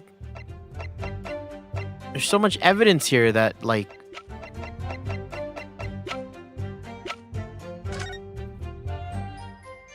I don't remember anything, really. What matters most is there is witnesses what saw the Reaper at the place too. It was a big job and all, but all the coppers weren't in on it yet. Apparently, the smuggle goods deal was going to happen at a gentleman's club called the Grouse.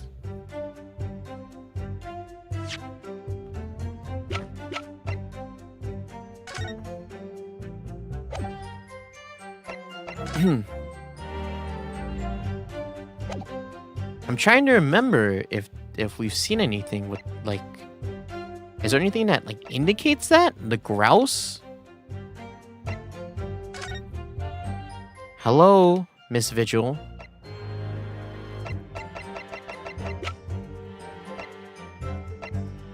Mikoto... Susato, can we pull it? Susato, can we pull the ear? Susato. Fuck.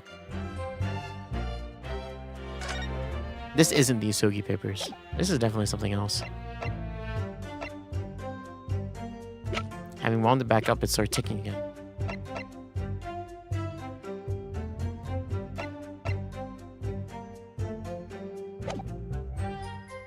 What did they say? What did they say it was?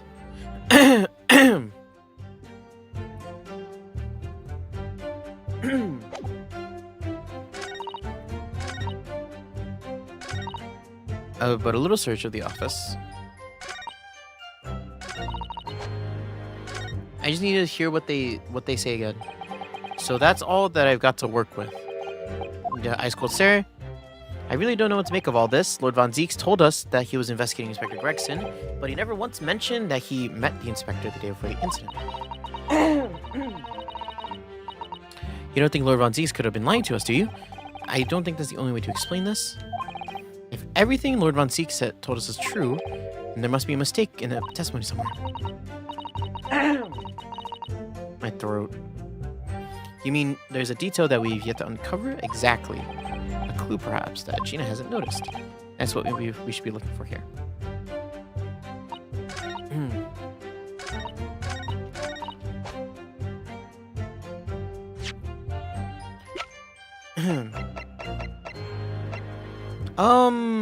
Hold up, give me 1 second. My throat, man. Oh, shit. Oh. Right, I turned off my cursor. Thank God. I keep forgetting, and then I get scared. A passport documented that it was Inspector Gregson's possession.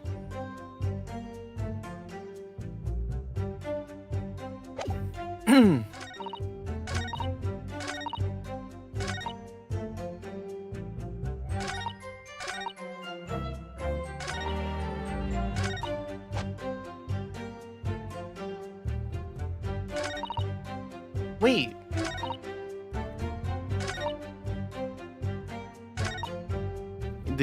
All yard detectives are supposed to follow orders and investigate what they're told. But Little Searcher bosses turned up okay. Looks like it was a big job and all, but the coppers weren't in on it yet. What matters most is that there's witnesses that saw the Reaper at the place too. I'm trying to think. Is it the passport? It was issued the day. It was issued to travel. Wait. The day before his body was discovered.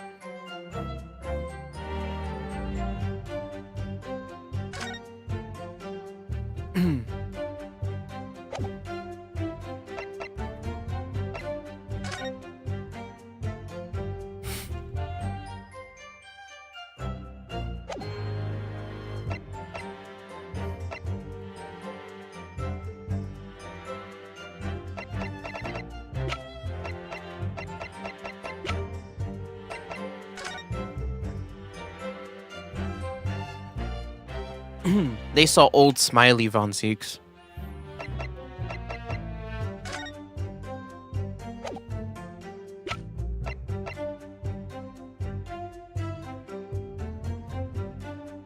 We're not gonna start with like something crazy, right? I just don't see how any of these are like relevant, you know what I mean?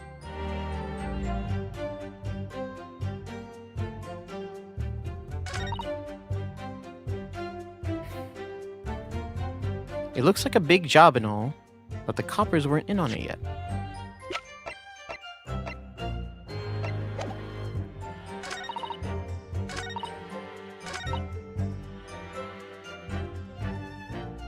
All your detectives are supposed to follow orders and investigate what they're told.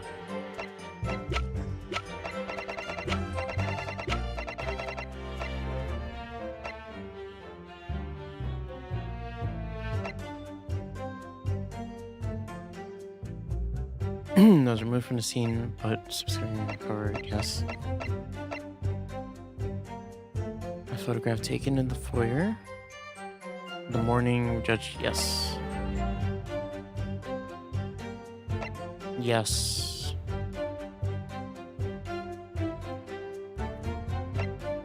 And this case was at the scene, right?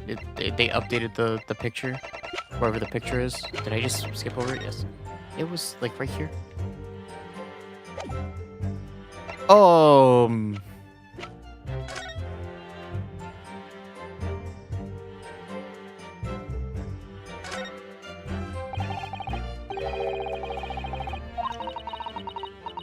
We read all this already, so.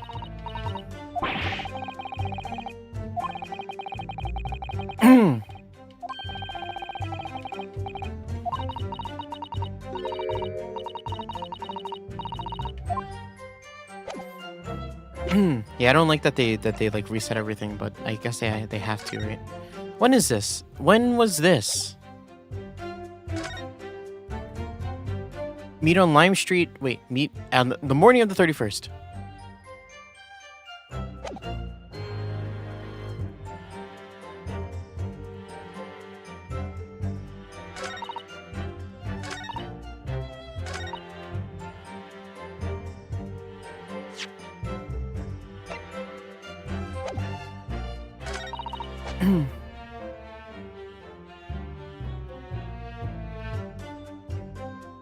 What?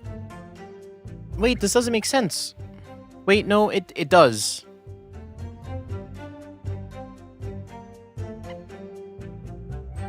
Because the red-headed thing...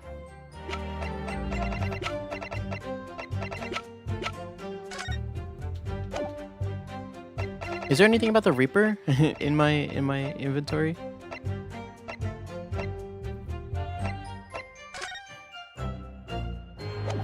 Yeah, the thing about so I thought when Mr. Vigil went to pose as the dude, right? As Gregson. Sorry. I assume Gregson was just hanging out in the apartment, but I guess not. He went to go deal with this.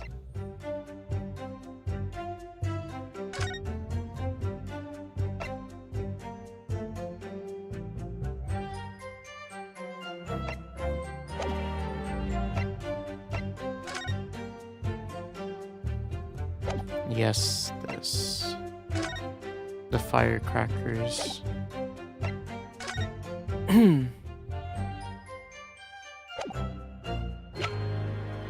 The upsetting dead body. The clock. The identification.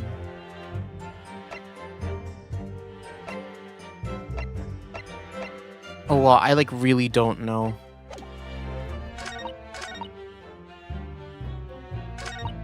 Had a little search. Little search of the boss's office, and it turned up a notebook that had a load of secret meetings in it. All your detectives are supposed to follow orders and investigate what they're told. What if he wasn't a yard detective anymore? I don't know. Because wasn't he dismissed at some point?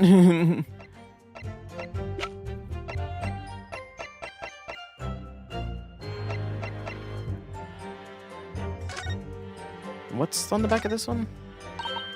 Oh, it looks like this is some sort of steamship ticket. The SS... Oh. SS Gross. Gross.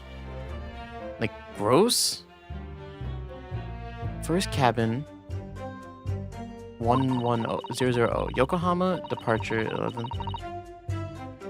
Yokohama departure 11th of September. London arrival 1st of November. Oh, that's the boat that was Shikoku here. Yes, I think it's called the Dunkirk of the north coast of France for a night before finally arriving in Dover. I think it's been almost a year since we arrived in Dover from SS Booyah. It's a shame that you don't keep a ticket as memento to your trip, do you? Yes, I agree. I keep mine safely in my diary. And I keep mine in my wallet. I have it with me at all times. Oh, well, how strange. Where could it have gone? Are you like this on purpose, Mr. Naruhodo? Did I imagine, or was that comment accompanied by a little sigh? Wait. Person because about Sono Helen, this dark-suited young man is not in the least bit untrustworthy. Is it just me, or does that make me sound extremely untrustworthy? I do wish he called you at least a nice young man. I'm really not sure that would really help. This is called the Groose.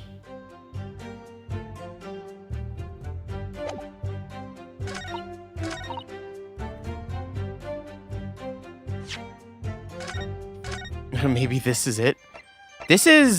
It's already difficult. You know what I mean?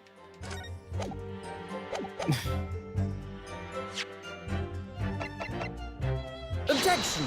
Oh my god, it actually is. I've read about these clubs that exist in Britain here. As I understand it, they're places where well-to-do gentlemen socialize with friends and their colleagues. Don't imagine for a second that a foreign student like you would be admitted. Seriously, is your mirror cracked or something?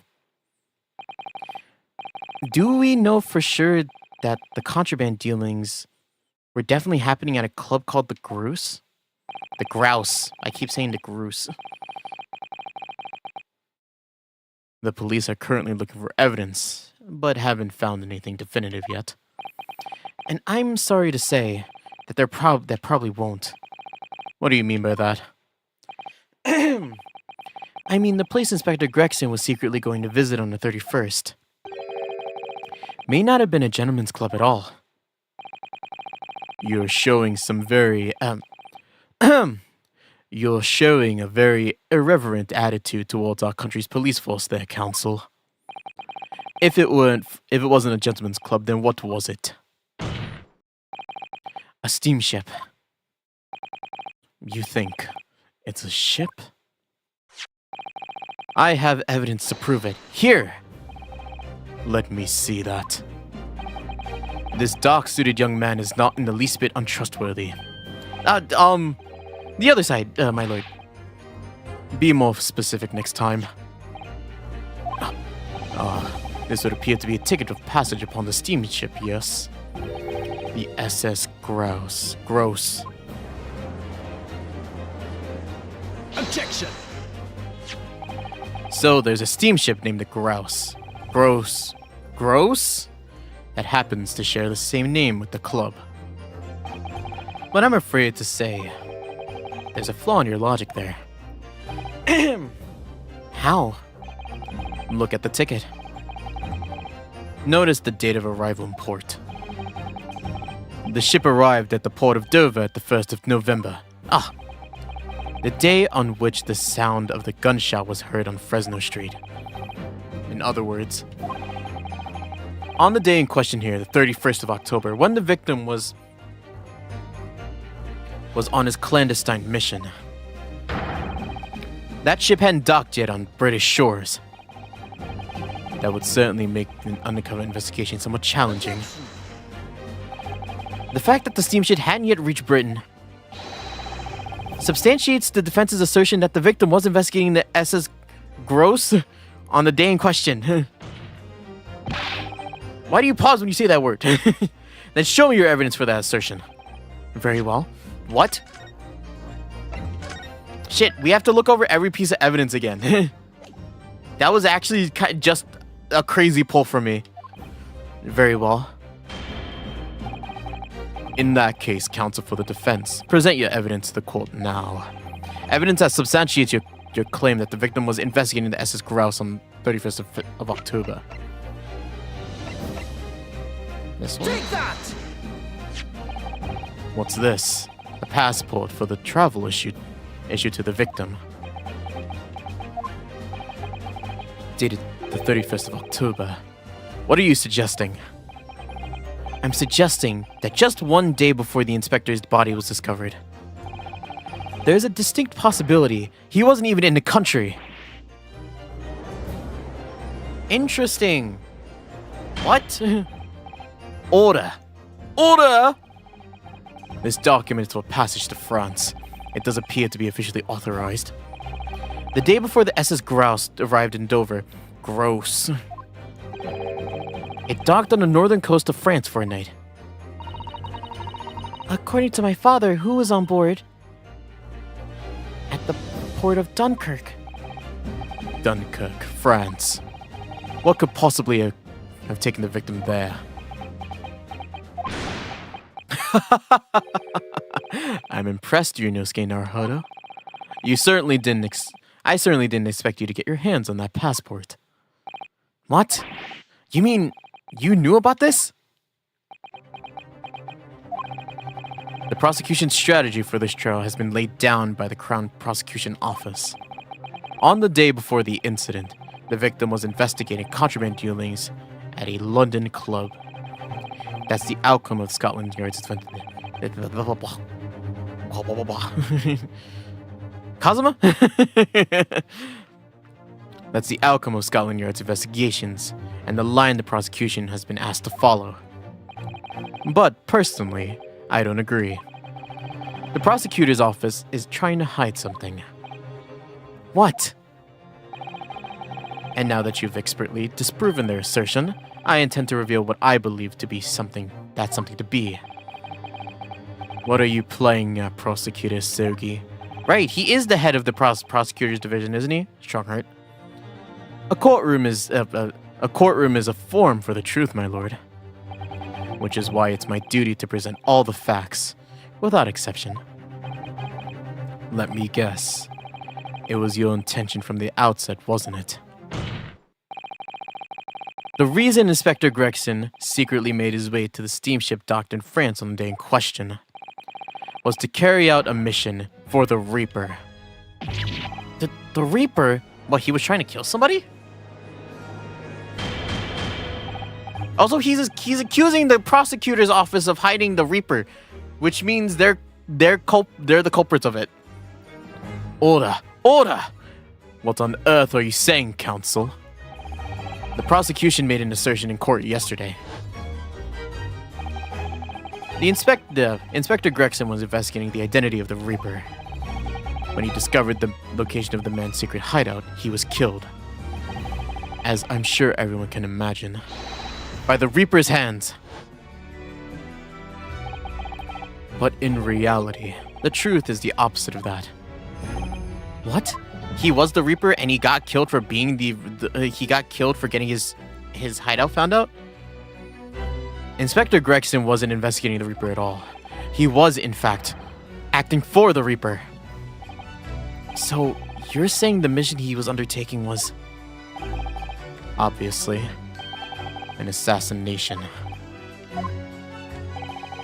Beric von Zieks never carried out any of the actual killings. Whenever the Reaper's victims lost their lives, he always had a cast iron alibi, which tells us that he must have had an accomplice.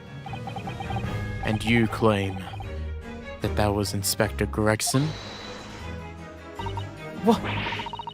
What the hell do you think you're saying, huh? My boss would never do nothing like that. And yet, when you consider all the facts, it makes perfect sense, shit.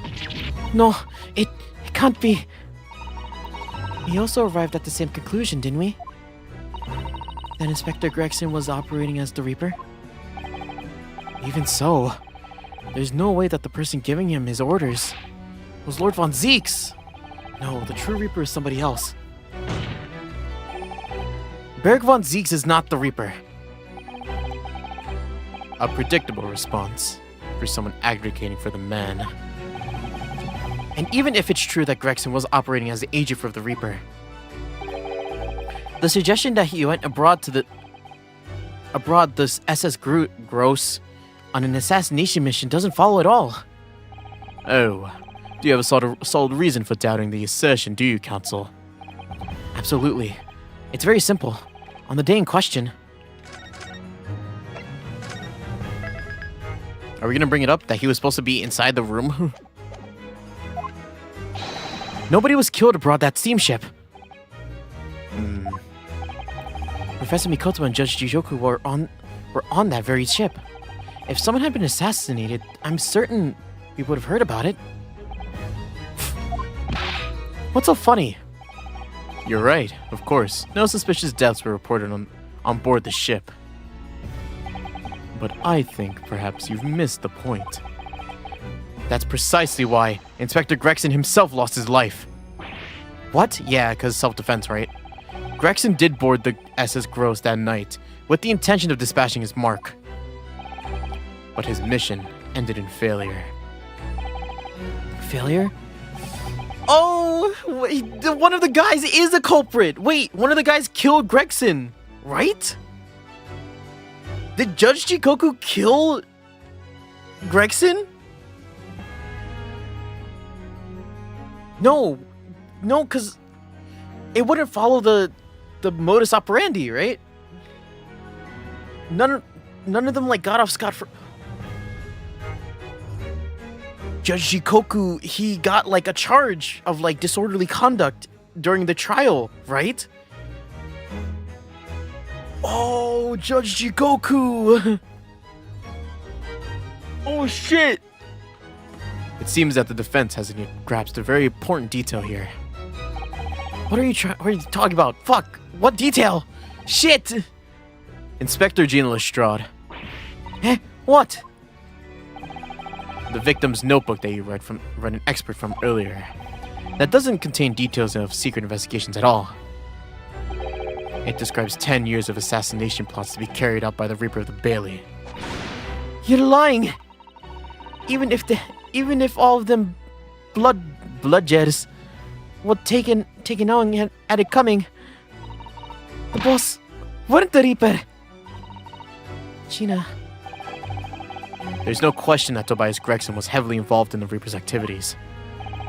You may be just an apprentice, but if you spent any time at Scotland Yard, you must have heard rumors. I ain't heard nothing, and I don't believe a word of it. Then testify again, as a representative of Scotland Yard. Consider it your chance to defend your boss. I don't... I concur. The witness will give a new formal testimony. Miss Lestrade, you will tell the court everything you know about Inspector Gregson's secret notebook.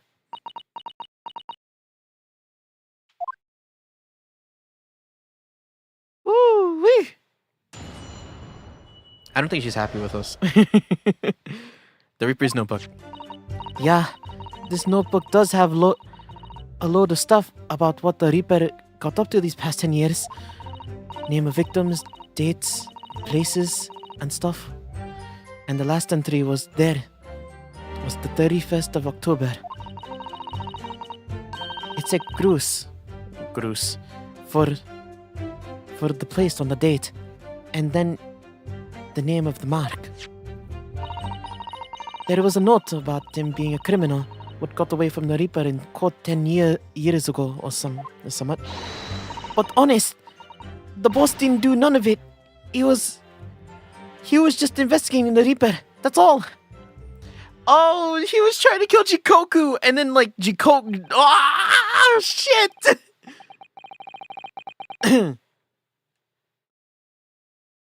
Keep personal opinion out of your testimony, witness. We require only established fact here. This must be so hard for her. You can't deny it now, surely. Ryunosuke Naruhodo. Can't deny what? The notebook contained the name of the final mark and the location where the assassination would take place. That's information that the victim only could have known if he was working with the Reaper. Fuck! So, who was to be this final mark? Go ahead, Inspector Lestrade. Read the name for the court. The name that's written alongside the entry mentions the gross on the 31st of October. How'd you read this then? Reading's still not her strong suit. It ain't the problem here, Odo. It's a funny name. It ain't English. It's hard to read. It's someone from overseas? Let's have a bash at it. Seishiro. Is it? Yeah, Seishiro. Jikokyo? Maybe? What? It can't be. Seishiro Jikoku. But that's Judge Jikoku. Yes. Seishiro Jikoku. Certainly not an English name, you're right. But that can't be right. I know Judge Jikoku. I saw him the day before yesterday, here in London. I know for a fact that that the man hasn't yet been assassinated. As I said, the Reaper failed. Oh. Gregson missed a chance to kill this mark and returned to British shores. But the Reaper wouldn't tolerate the mistake, so he killed the inspector, personally. The Reaper, of course, being the accused. Beric von Zieks. It's an undeniable logical argument. Cosma, you planned for the trial to go this way all along, didn't you? Von Zieks. He's drinking. Woo! Wow, you're doing this here? Pray forgive my discourtesy of filling my hollow chalice whilst I stand accused of murder. This is a really funny line. Pray for trying to drown out my not guilty sorrows with the finest glass of red wine. As I stand, being defended by an overseas lawyer, accused of murder. Lord Von Zieks. The accused has no right to speak uninvited in court. You will return to the dock.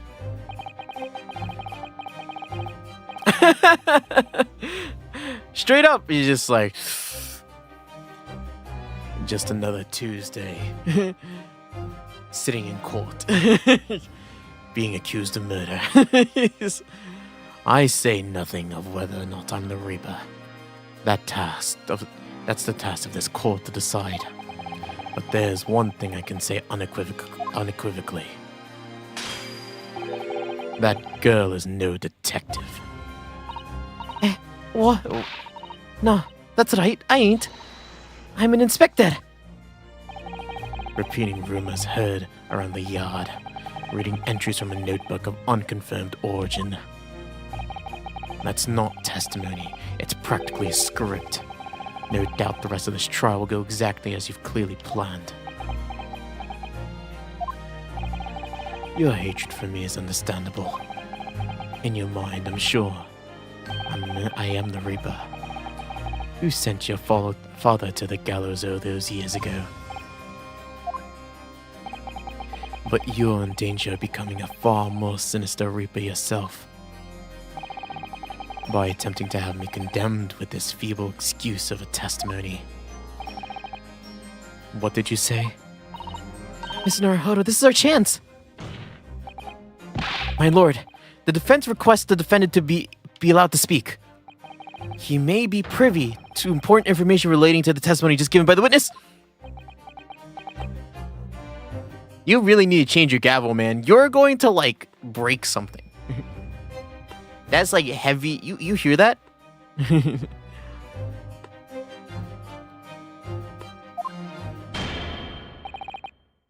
Very well. I will make an exception and grant the request. The defendant may remain in the witness stand for the cross-examination. Then allow me the toast to the court's impartiality. Don't raise your glass in my direction, sir. Counsel for the defense, begin the cross-examination immediately! At once, my lord. Bless. Don't raise my glass. Don't raise your glass at me. I do think my opinion on Kazuma's like kind of hatred towards Von Zeke still stands. Like it doesn't make sense to me. You know what I mean? I thought he would be like, my father was a criminal, but he still wants revenge on him for some reason. Well, he did know his father before he left for Britain, right? But it's just so like, I don't know. His hatred just feels forced to me. I don't like it particularly. I wish it was a bit more nuanced. And I hope it is. We are still like pretty like new. It's still pretty early in the trial. What the fuck is going on? Yeah, this notebook does have a load of stuff what the Reaper was up to these past 10 years. Hold it! In other words, it shows that Gregson was basically acting as the Reaper. Not you and all. That ain't the only explanation, is it? He could have been investigating the Reaper in secret. And that notebook was what he's found out. If I may, when people originally began referring to me as the Reaper, I didn't object. I believe the power to intimidate London's criminal classes into compliance with the law to be beneficial. Well, you carried out your own investigations into the true identity of the Reaper, didn't you? Yes. And those investigations proved conclusively that Gregson was one arm of the Reaper. One arm? What are you talking about? The Reaper's victims were all extremely shrewd criminals at the top of their game. There's simply no way one person could have taken them on alone. The Reaper is an organization. With you at its head,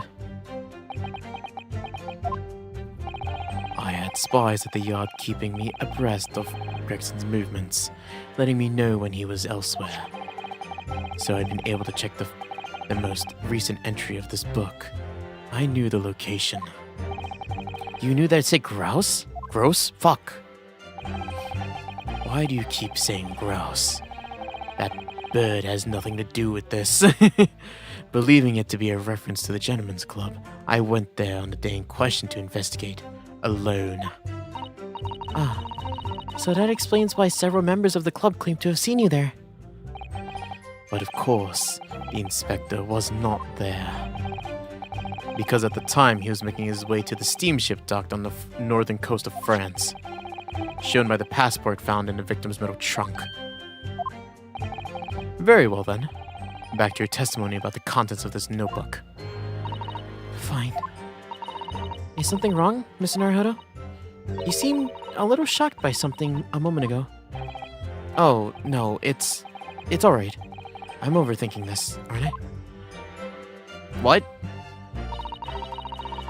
There's already something to be, like, weird about? What?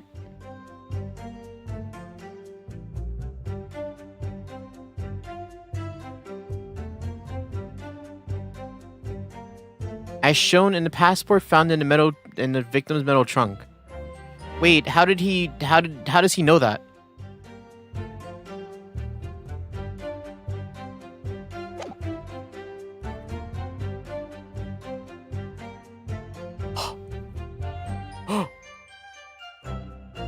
Kazuma, show me your fucking sword right now.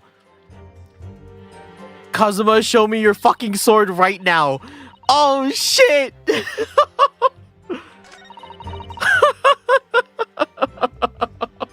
Wait. He was there. Oh my god. Oh, shit. Should I wait until they reveal it, or should I just fucking call it?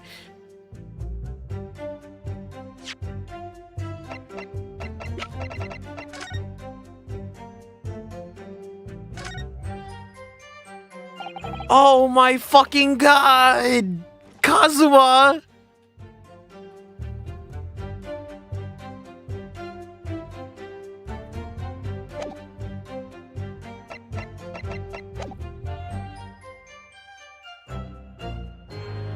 Names of victims, dates and places and stuff. The last entry was the 31st. Names of victims, dates, plates and stuff? Places and stuff? What in particular? Well, besides the victims' names, this other name kept cropping up. What other name was that? Assassin? It's the one I told you. It's the one I told you yesterday. The same name? Written over and over again? You mean Assassin? Oh. Assassin? I wonder what her profession is. Yeah, that's the one. She's a friend of yours or somewhat, isn't she? Is you even listening yesterday? Assassin. The assassin. Way to spell it out.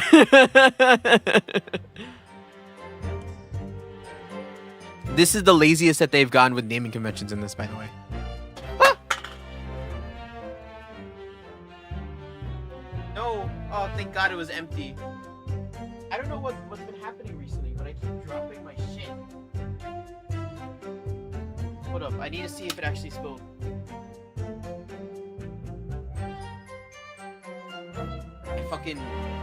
I decked my almost empty soda can off my desk.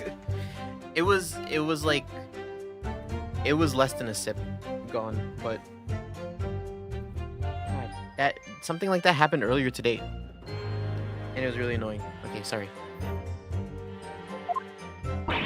I'm so in shock by how dumb that name is that I had to throw something. Sorry. What? Like a killer, you mean? Gregson was a tactician, the one who came up with the plan of attack.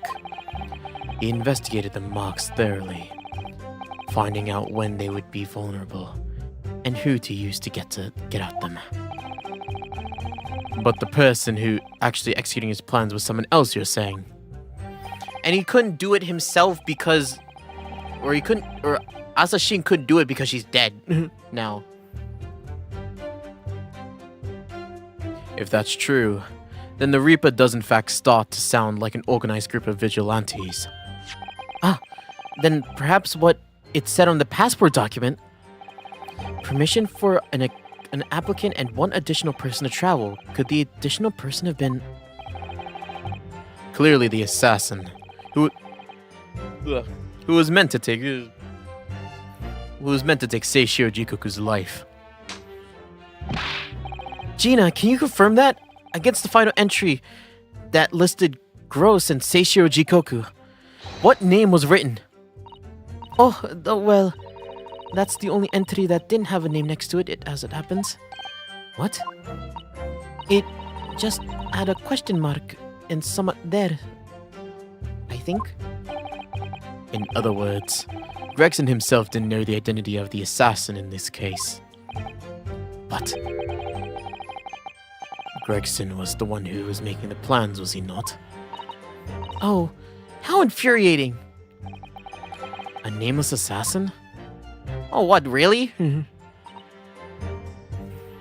Wait, then why did he go and do it himself then? Hold it! And you're saying that the mark listed was Seishiro Jikoku? That's what I said. Funny name, if you ask me. And I thought your name was odd. So pleased to have lost my crown there. Mr. Jikoku was the presiding judge of Japan's Supreme Court of what? Supreme Court? Supreme Court of Judicature. I remember the man. He came to our country as a visiting student 16 years ago, studying international law and diplomacy under your tutelage, Lord Strongheart. That bearded young fellow was a very able man, I must say. So Lord Strongheart was Judge Jikoku's mentor. If I'm not mistaken, he returned to Japan 10 years ago now. 10 years ago, after that fateful case. Precisely. The aftermath of the professor case, his repatriation was organized immediately. It's a mystery why such a man would be listed on the inspector's notebook. I didn't think it was possible, but the mood here has got even worse now. Maybe I'll just keep talking. There was a note about him being a criminal who got away from the Reaper in court 10 years ago or something. That's not true though. What do you mean a criminal? Judge Jikoku's not a criminal. Well, don't ask me. I don't know nothing about it. Oh, do you remember what Father told us? That Judge Jikoku did appear in court once here in Britain. It was related to the professor case, I'm sure. Yes, of course. You're right. Yeah. Hey, it's me. Hey, Seishiro was trying to mitigate Genshin's guilt, so he took the stand to testify. But he, got carried away and, actually managed to break the witness stand. He also said some, contemptuous words about the British Empire, which, he was charged for.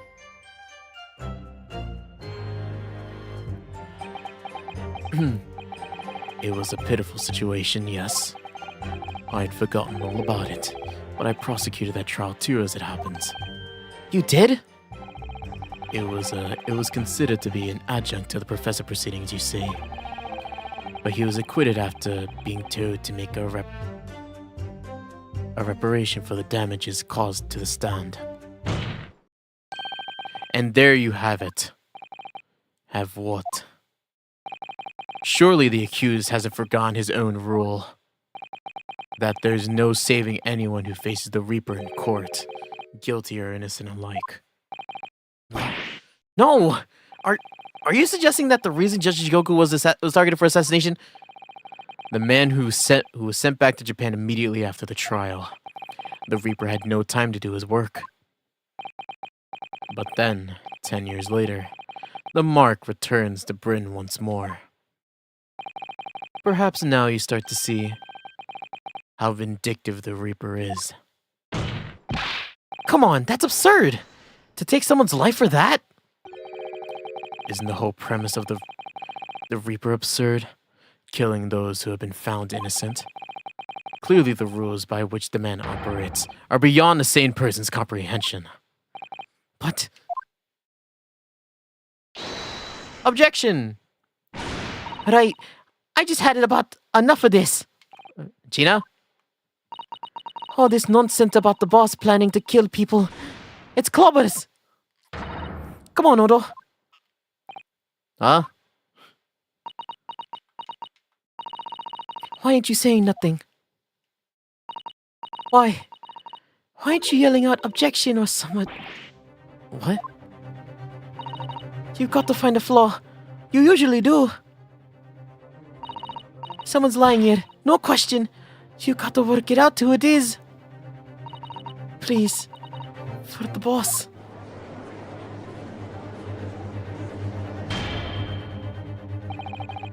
That outburst was an insult to the court and your own testimony. I might have known that a common pickpocket from the back slums couldn't make an attack. What? When this trial is over, you will forfeit your warrant card, Mr. Strahd. Is that clear? I've had it with you a lot. It's lies bleeding every bleeding place you look in this world, didn't it? Well, I've had enough. Gina. So have I. After that little speech of Gina's, I made up my mind. To do what, Mr. Naruhodo? There was one point in the cross-examination When something that was said just didn't sit right. one statement that seemed odd. Oh, do you mean... I'm not gonna let Gina's plea fall on deaf ears.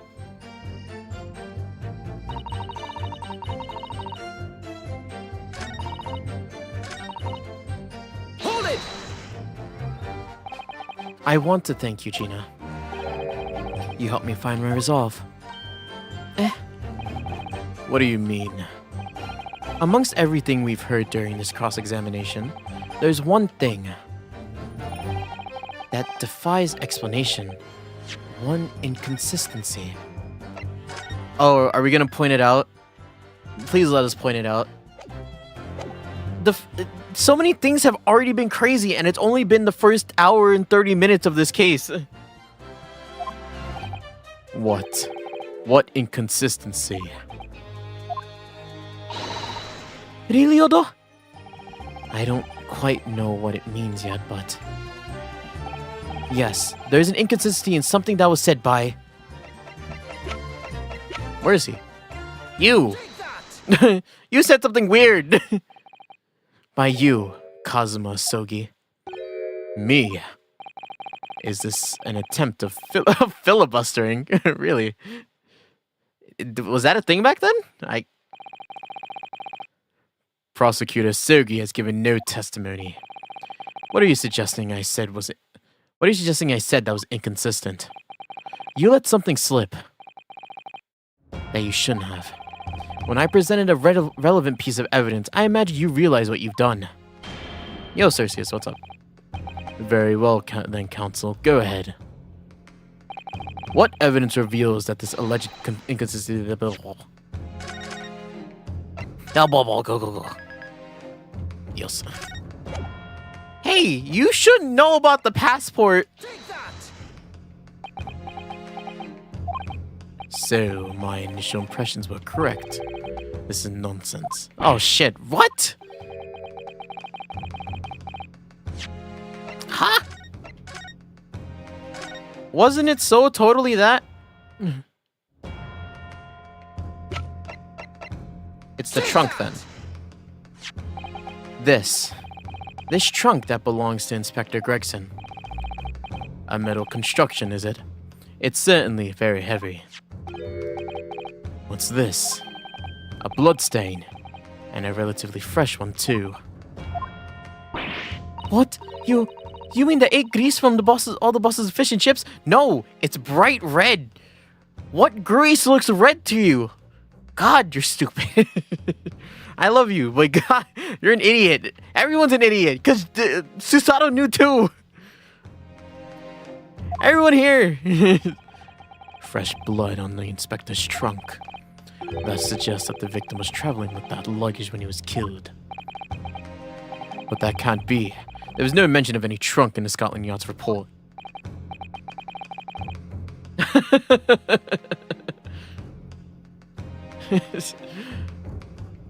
Because it's just like...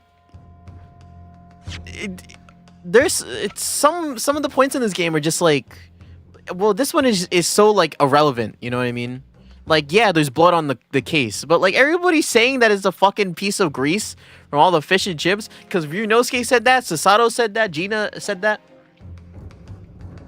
It's just like, no, guys, it's bright red. Open your eyes. Please. Smell it. I'm mad, Ippy. Go sleep, man. It's like 3 in the morning for you, isn't it? Chill out. Chill out is in vibe out. Lay in your bed. I know you'll fall asleep as soon as you lay in it. And I just like, oh, really? Can you fall asleep again? Yes, there's a reason for that. Immediately after the inspector's body was discovered, one of the street peddlers took off with the trunk, hoping to sell it. But I found it. Me. with me nose for trouble.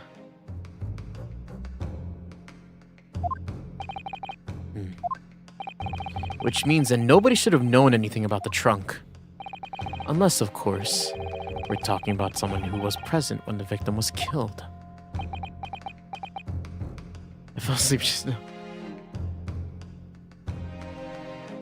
You're mad tired. You're like tired. Yeah, just go sleep, man. Sleep is important. I was just talking about it earlier. Sleep is so like... I'm tired right now. You want me to end stream and go to sleep? So you go to sleep? And yet, during the cross-examination of the witness just now, Cosma, you said this, Cosma. Shit. Because at the time he was making his way to the steamship docked from on the northern coast of France, as shown by the passport found in the victim's metal trunk.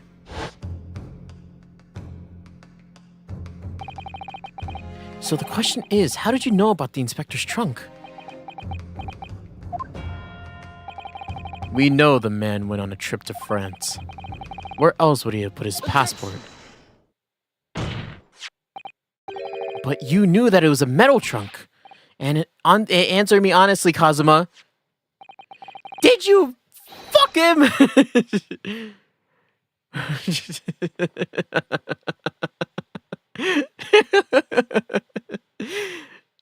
Why are you cheating on me? Sorry. It's like the... The only way you knew about his metal trunk is if you were sleeping with him.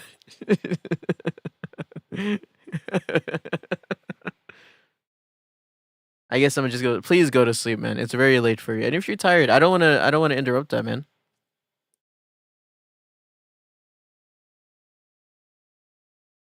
I advocate for healthy lifestyles. I number one, I advocate for you giving me money, but number two, I advocate for you living a healthy life outside of watching my streams. Please, thank you. Bye bye. Good night. Go do what you gotta do, man. I'll see you when I see you again. Okay? I'll see you Saturday. Yeah, I'll see you Saturday. It's okay.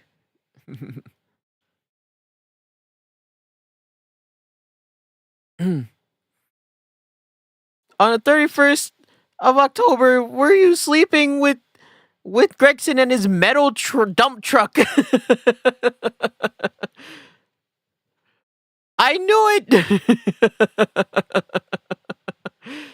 You've been cheating on me this entire time! You are the other Reaper!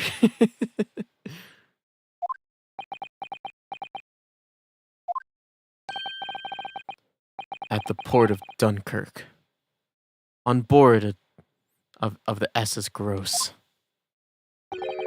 Is that the answer you're looking for, Ryunosuke? Kazuma, what did you... I hadn't considered the possibility before, but if Kazuma was on the ship then, it could only have been one purpose. Oh no, Miss Naruhodo, surely you don't think... Come on, Ryunosuke. You know the rules. The only thing that really talks in this court is hard evidence. As I understand it, Inspector Gregson always took that case with him when he traveled. So as it stands, you've proved nothing. Kazuma, are you challenging me to prove it beyond all reasonable doubt? That you were there that day, in the same place as the inspector? He was there, with Gregson. There's a clue that you overlooked, a secret that the trunk can tell us. I can't be sure at this point. I'll need to verify it, but I have a nasty feeling that I'm gonna be right. The accusation is being made is deeply disturbing, but nevertheless, we must test it. The defense will identify the court where in the trunk the alleged clue must be found. Where's the evidence that ties Prosecutor Sergei to Inspector Gregson? Oh, brother. Oh, shit. Let's have a look inside.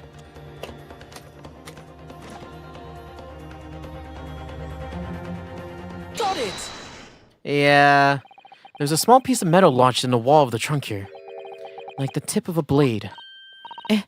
A blade? Kazuma, slung around your waist as ever today, is that esteemed blade Kaduma. Of course it is. Won't you draw it here in this courtroom for all to see? Exercise caution, my learned friend. That man is the son of London's most notorious killer.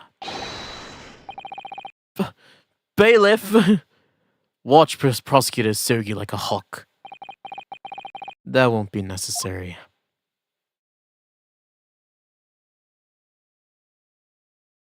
Is that cut? Oh yeah, it's broken. Oh no! Yeah, it is. The tip. It's broken. If the fragment of metal from the trunk fits together with the end of the sword, the question of who was there with Inspector Gregson will be answered. Agreed. Kazuma Sogi. Wait, what the fuck? What are you doing there, man? Expertly done, Ryunosuke. That's a point to you, and well deserved. Do you mean to tell the court, Prosecutor Sogi? Yes.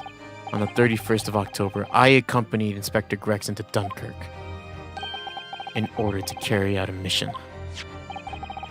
So the additional person authorized to travel was me. And the mission was the assassination of the Mark. What? He knew about the— Whoa, what the fuck? You mean you're the killer whose name was omitted from this notebook? You're following the Reaper's orders to dispatch Judge Jikoku? Let me make one thing perfectly clear. I have killed no one. Explain. I accepted the assassination mission, yes, and I accompanied Gregson to Dunkirk, but I never had any intention of carrying out the plan. You were never going to do it? We can believe Kazuma-sama, I'm sure. After all, Judge Jikoku arrived safely in London the following day. But he's been gone for the past day, hasn't he? On the 31st, I boarded a train from London with Inspector Gregson. We traveled to Dover, from where we crossed the Channel to Dunkirk. Then we boarded the SS Gross and made for the cabin deck, as indicated in the plan. You went to Judge Jikoku's cabin? Exactly. He wasn't there though. We decided to wait, but you already told us you had no intention of going through with it anyway. I didn't come to Great Britain to take anyone's life, so I left Gregson and disembarked the ship.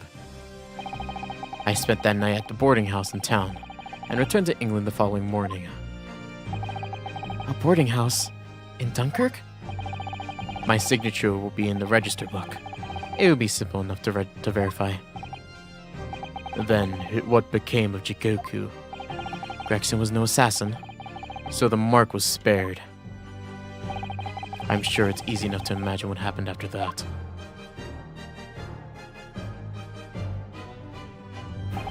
Gregson returned to England as well, having failed to complete the mission. He met with the Reaper in that room on Fresno Street to report the failure, causing an infuriated mastermind to pull the trigger and end his wretched agent's life. This completely undermines everything that we went over yesterday, right? That's the real truth behind Inspector Gregson's murder. Objection! But if you did nothing as you claim, how did the tip of your blade come to be lodged in the inspector's trunk? I don't need to answer that. What? Yes, you do. The victim was killed by a gunshot. A small fragment of the Japanese blade isn't relevant to the case, and accordingly, I chose to exercise my right of silence on that matter.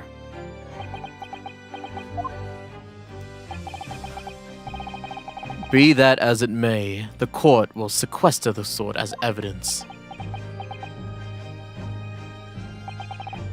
As you wish, my lord. The great sword Kadama has been entered into the court record. What? We must take immediate action now to verify whether Seishiro Jikoku remains unharmed. What? Remains unharmed? I agree. That should be our first priority. It's recently come to my attention that he has been seen since yesterday. How did you... When a foreign dignitary invited to Great Britain goes missing for 24 hours, it's only natural that the question of his safety should arise. You don't mean to say that you think Judge Shikoku may have been killed?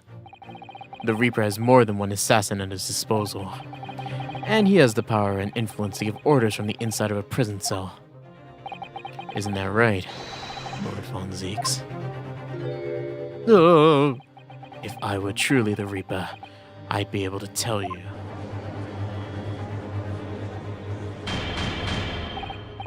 Order in court, order! We will take an emergency recess for 30 minutes. Now? Guests of the symposium will be told to maintain in regular contact with the organizer's office. If the man can't be located within half an hour, we will have to assume the worst. Oh no, not Judge Jigoku! No one would want to kill a harmless Japanese man who only just arrived in the country. Except, that is, for the Reaper wanting to finish off a mark that slipped through the net 10 years ago. I would have to agree. Mr. Naruhodo, for the defense's sake. My lord? I sincerely hope we are successful. If we are unable to confirm Judge Shikoku's healthy existence in the next 30 minutes, you will face grave difficulties. Oh, shit! Court is adjourned for 30 minutes. Oh no! Fuck! Why are we still here? Susato. Kazuma-sama, the Reaper's assassin. It feels as though I'm in a nightmare. I can hardly believe it either, but on the other hand, Kazuma isn't in the habit of making up stories. I have such a terrible sense of foreboding. If something awful has happened to Judge Shikoku, then I feel as though things will only spiral further and further out of control. I felt it from the moment I stepped into the courtroom this morning. That strange sensation that we were careering towards a foregone conclusion. Well, in the worst case, we might only have 30 minutes left. Unfortunately, though, I don't think there's anything we can do but wait now. We're out of options. You think Shomes and Mikotoba are out there trying to save him right now? Actually, there may be one last hand we can play. Or rather, one last ear. Of course! The little Mr. Shomes doll that Iris gave us. If for some reason you completely run out of options in the trial today, just pull on this little Hurley's ear. As hard as you can pull it. Perhaps now is the time. What should I do? Pull Hurley's ear or not?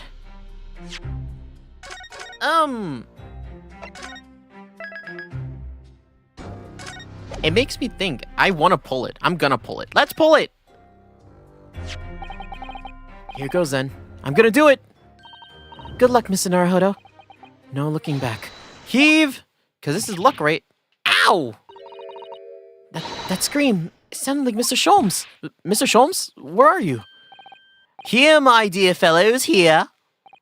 It's a felt doll talking. Pull the ear again, Mr. Naruhodo, as hard as you can. Alright then. I'll pull with all my strength into it. Heave! Ow! Please, my dear fellows, you don't have to pull my ear off. Mr. Shomes, where are you? Myself and my trusty partner are presently on the first-class cabin of the SS Gross. The SS Gross? She left Dover last night after the final pieces of cargo were loaded. We are currently docked at Dunkirk, but due to be underway again in half an hour. You've taken a ship to France? Please, even with my athletic prowess, I would struggle to jump the Straits of Dover. After we left Baker Street last night, we hired a cab to the station and by train to the port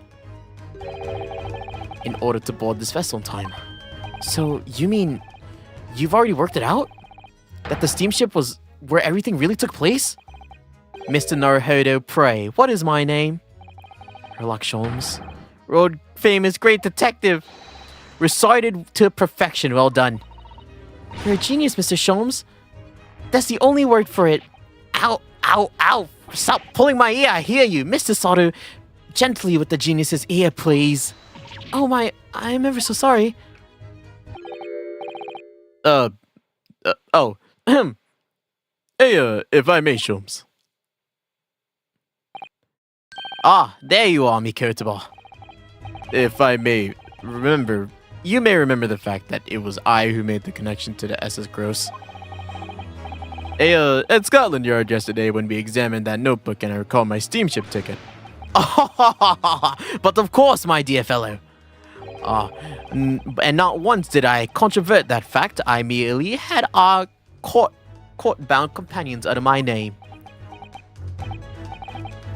Yes, you did, didn't you? We've just entered a recess. The trial resumes in 30 minutes from now. And if we're unable to present any new leads, I'm afraid to say... Do not fret, please. It is for precisely that purpose that my partner and I have made this journey. I have no doubt that we shall have welcome news for you within the half hour. Thank you, Mr. Sholmes. That would be wonderful. Until later, then. Yes, you'll be hearing from us if you're not in touch first. Ow, ow, ow! I shan't be hearing anything if you keep tugging my ear with this in that mindless fashion. Whatever was the idea behind making the receiver operated in that way in the first place, Sholmes? Why the deuce should I know? It was Iris's invention, not mine. Are we gonna play as them now? Oh shit! Hey, whilst I know how much you enjoy being the hero of the hour, Sholmes, we have but half of that before the cruise puts to sea again. If we don't conclude our investigations rapidly, we'll find ourselves in Naples before long. There are times, Mikotaba, when you make a surprising amount of sense. So, let us begin? Oh, what the fuck? Hey, first class cabin number 2. Yes, this is the one. But I don't believe an investigation of the cabin is going to be plain sailing. I'm here. That crewman standing in front of the doors is an angry-looking fellow. Why are you loitering here? Who are you? My dear fellow, do you not recognize the world-famous great detective when you see one? A question really ought to be, who are you? Do you not recognize world-traveling great sailor Chicken Stroganoff? What? Chicken Stroganoff? When you see you, great detective? Ha! I don't think so.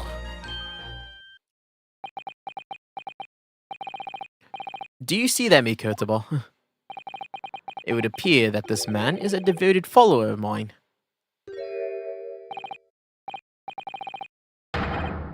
Hey, goodness me, is that a tattoo? And it says Sholmes. I must say, while such adoration is flattering naturally, it does leave me a little cold. What are you talking about? Leave now.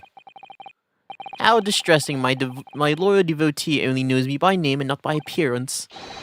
And yet, I already know a great deal about you, sir. You have a brother, I believe. Like yourself, he was a shipman, currently traveling the world abroad as a Russian steamship, in fact. How did you know this?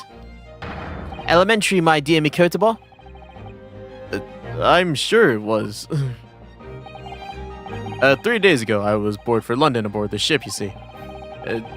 We were looking for one of my fellow passengers, a man by the name of Judge Jigoku. There is no one on with that name on board. But we know that he purchased a ticket for passage. Ah, you mean Easterman. He left ship 2 hours ago. Here in Dunkirk. He said something about emergency, I think. What? Are you sure? Are you sure? So Seishiro's realized that we're after him, has he? His cabin is the one behind you. We should like to investigate, please. No. I have orders to not let not even mouse inside. Mikotaba, be a good man and draw the sailor's attention away, would you? Make up some excuse so he leaves the area. Doesn't great detective see that even sailors have ears, both left and right? Curses! The plan is ruined! And you only have yourself to blame. Sholmes. I'm afraid, Sholmes. Forget it. Cabin door is locked. Even if I'm not here, you can't get inside. Mikotaba, I'm sure you haven't forgotten my special talent, have you? Opening any lock? Open any lock? Within a mere 5 seconds. So if you'd be so kind as to inform me the requisite time, old friend, in your typical accommodating manner. How could I refuse such a typically unappealing request, old friend? So I need to distract the burly sailor for 5 seconds, do I? Good man. A good man. Sailor, the game is afoot!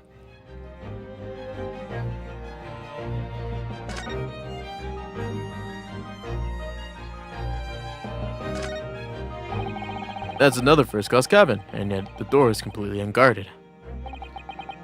Empty as well. I had a quick look inside earlier. Though I confess I didn't inspect the wardrobe. There may very well be a young Japanese fellow inside, perspiring merrily. Hey, if you're referring to Naruto, you know very well that he's currently perspiring merrily in court. Does it not strike you there, Mikotaba? Why the man stands guard only in front of this cabin when both are apparently vacant? This would appear to be an alarm bell. All hell would break loose if that thing were to ring. The whole crew would know about it. Leave it alone for now. No, I think not. It would never work, surely. I need to concoct another distraction. This must be a mousetrap, I think. Perhaps I could distract the crewman's attention with this somehow. No, I think not. That would never work, surely. I need to concoct another distraction.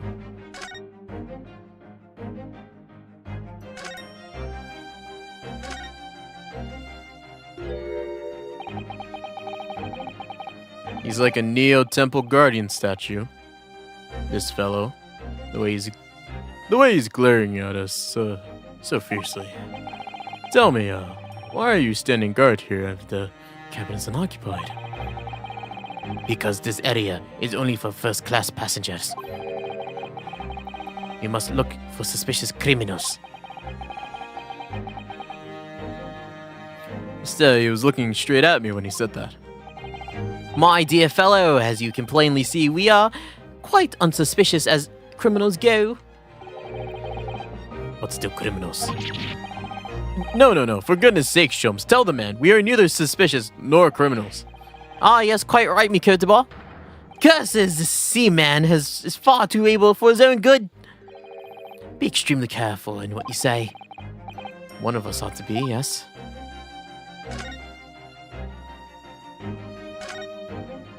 Ah, the switch for the electrical lights. Perhaps if I were to turn off the lights, the crewman wouldn't be able to see what we were doing. No, I think not. That would never work, surely.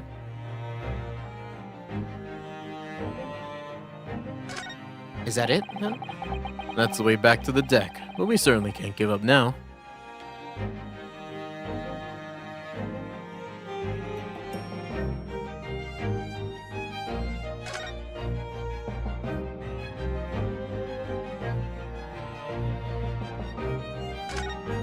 There's three things. Okay.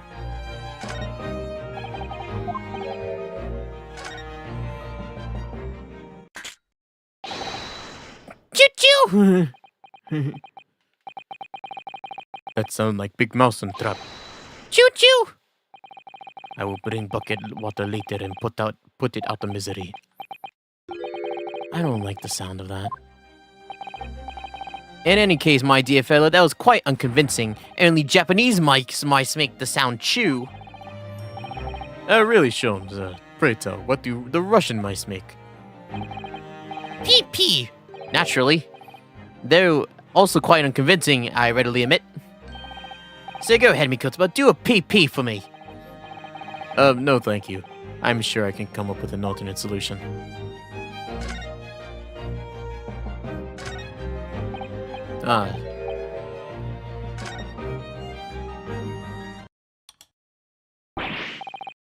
What is happening? Where is light?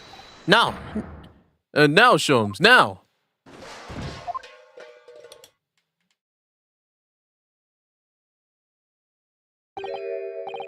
Nobody there. That was a close shave. Quite a knack you have, stumbling so violently in an apparently empty corridor. Do be quiet, Sholmes. I shall have to think about another approach.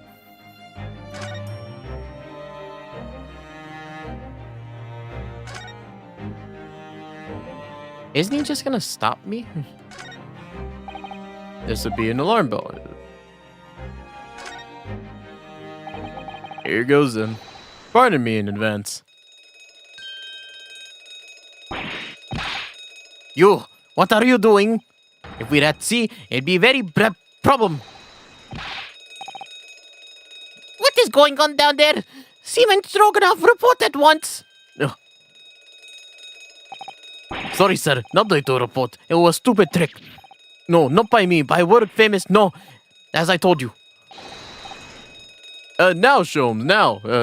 Done. Not even 5 seconds, eh? What was your voice? Well, don't stand gawping at my brilliance because we go in. Oh, yes.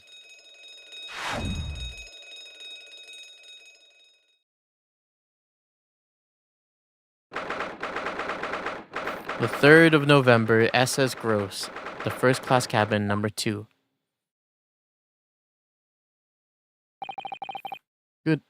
Goodness gracious. It would appear that the occupant of this cabin did indeed disembark rather hurriedly.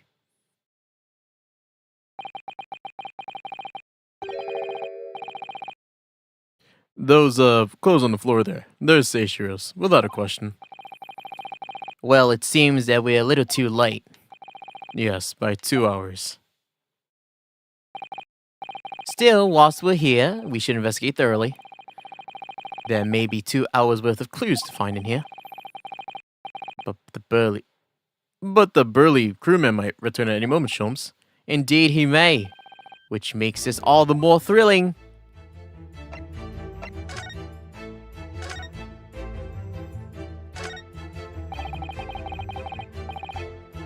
All the doors in this vessel have locks, I believe. A wise idea. You never know where or when the criminals may strike. But of course, the great detective Herlock Sholmes, lock, bolt, or shirt button, it makes no difference. All are unfastened with equal ease. The way you go on, you sound rather more like a great thief than a great detective. My dear Mikotoba, as long as there is greatness, I am quite satisfied. Of course you are. The wall is slightly different color in here. You see? Indeed. What have you observed arises when a frame has been hanging for some time is removed? Perhaps your friend is an art thief. Oh, now that's a bold deduction worthy of a great detective, I'm sure. Ugh. He may very well be an elusive thief who has been plaguing France's galleries of late.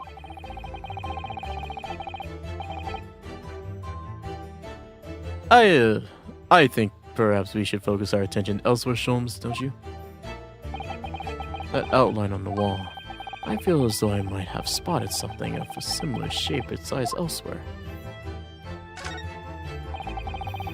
Plenty of reading material keeps the passengers occupied for long sea voyages.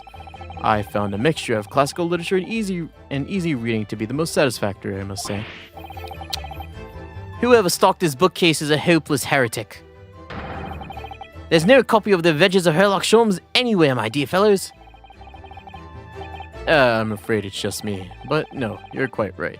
Most blasphemous than overlooking the Bible. I shall leave a copy behind. I just happen to have this one with me. You're a true missionary of the Church of Great Detectives, aren't you?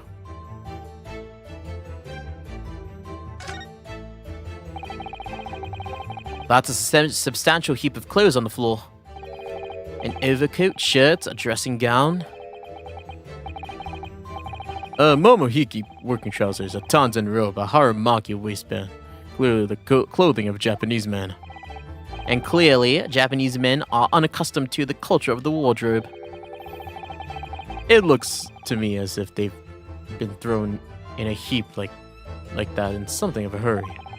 Indeed. So you can help yourself to a Japanese man's shirt, perhaps? I'm sure you made mention of packing too few. I'd, likely drown in one of Seishiro's shirts. No, I'll just buy any extra I need, I think.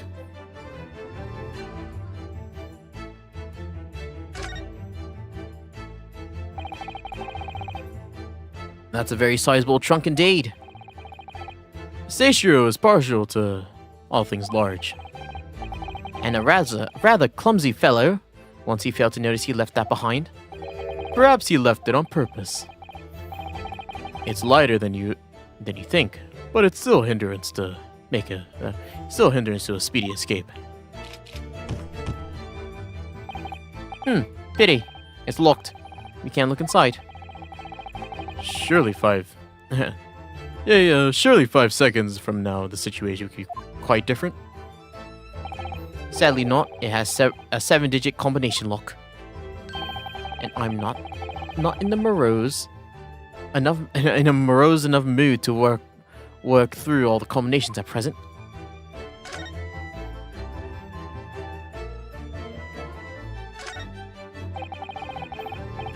This is a waste paper basket. Look, and there's still rubbish still inside. Indeed. Let us pry. I've discovered recently that I have a penchant for exploring the contents of others' waste paper baskets. I sincerely hope only for your own work. Ah. Here we have a notice issued to the passengers from 3 days ago. 3 days ago. The night before we arrived in London, then. When I was still aboard myself.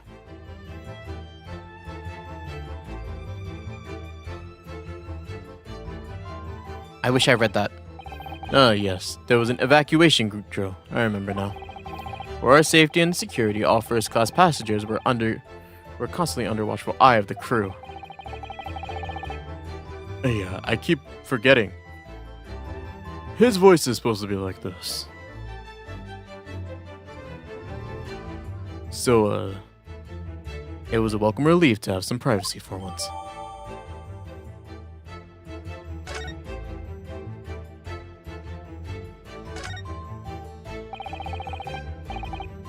Quite the...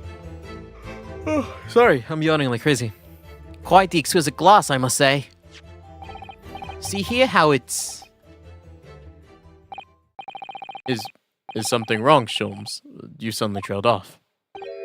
Ice, Mikoto, ice! What opulence the first-class passengers enjoy. Chilled drinks. Pardon? Could it be that this steamship is equipped with the electric refrigerated cold room, you think? Well, it is a luxury liner after all. They have enormous refrigerators for storing all sorts of lavish produce as well as ice. On our voyage from Japan, we enjoyed culinary delights from all over the world. Suddenly, Mikoto, the sight of you is making my mouth water. What? I haven't taken on the flavor of the food I ate, you know.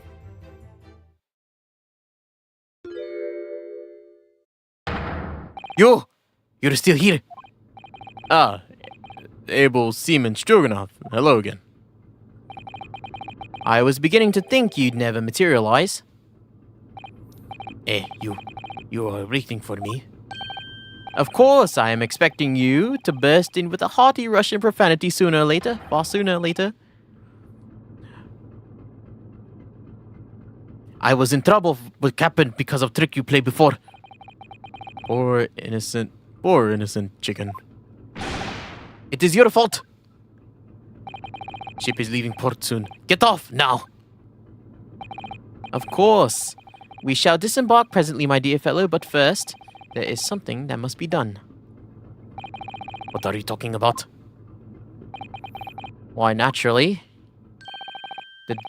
the debunking of your deceit and the bearing of the truth. Kakoi! Kakoi? What is that? I don't know what that is. I'm afraid I see through your lies. For one thing, Mr. Jikoku has not yet left this vessel at all. Ah. And for another, my dear Seaman Stroganoff, you know exactly where the man is even as we speak, don't you? How can you? Goodness gracious, Holmes, you mean you worked it out? All of it? It really has been too long, hasn't it, old friend? 10 years, no less. So, would you care to join me for a dance of my inimitable logic and reasoning? Nothing would please me more. What is this? We have but minutes until this vessel puts to sea. No games now. Oh shit, they're gonna dance! Time is of the essence.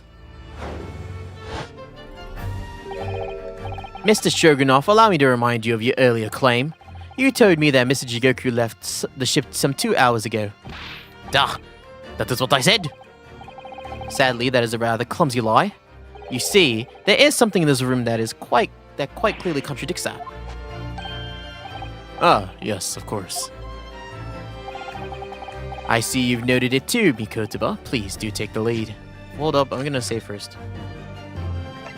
You hear this theme? Oh, this is so cool!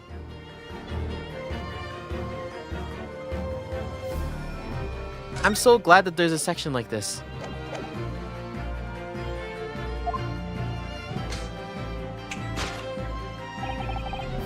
What in this cabin shows the impossibility of Jigoku having disembarked 2 hours ago? Let's see what the last 3 years have done to your observational skills then, Mikotoba. It's been 10 years since we last did this, Sholmes, not 3. Not 3. What was it? Why, of course it has quite. Now, all the clues are in here in this cabin for your own eyes to see. But as I always say, do not merely look, but also observe. Observe, and the questions should become clear, or answers should become clear. So, impress me. I think I can manage that.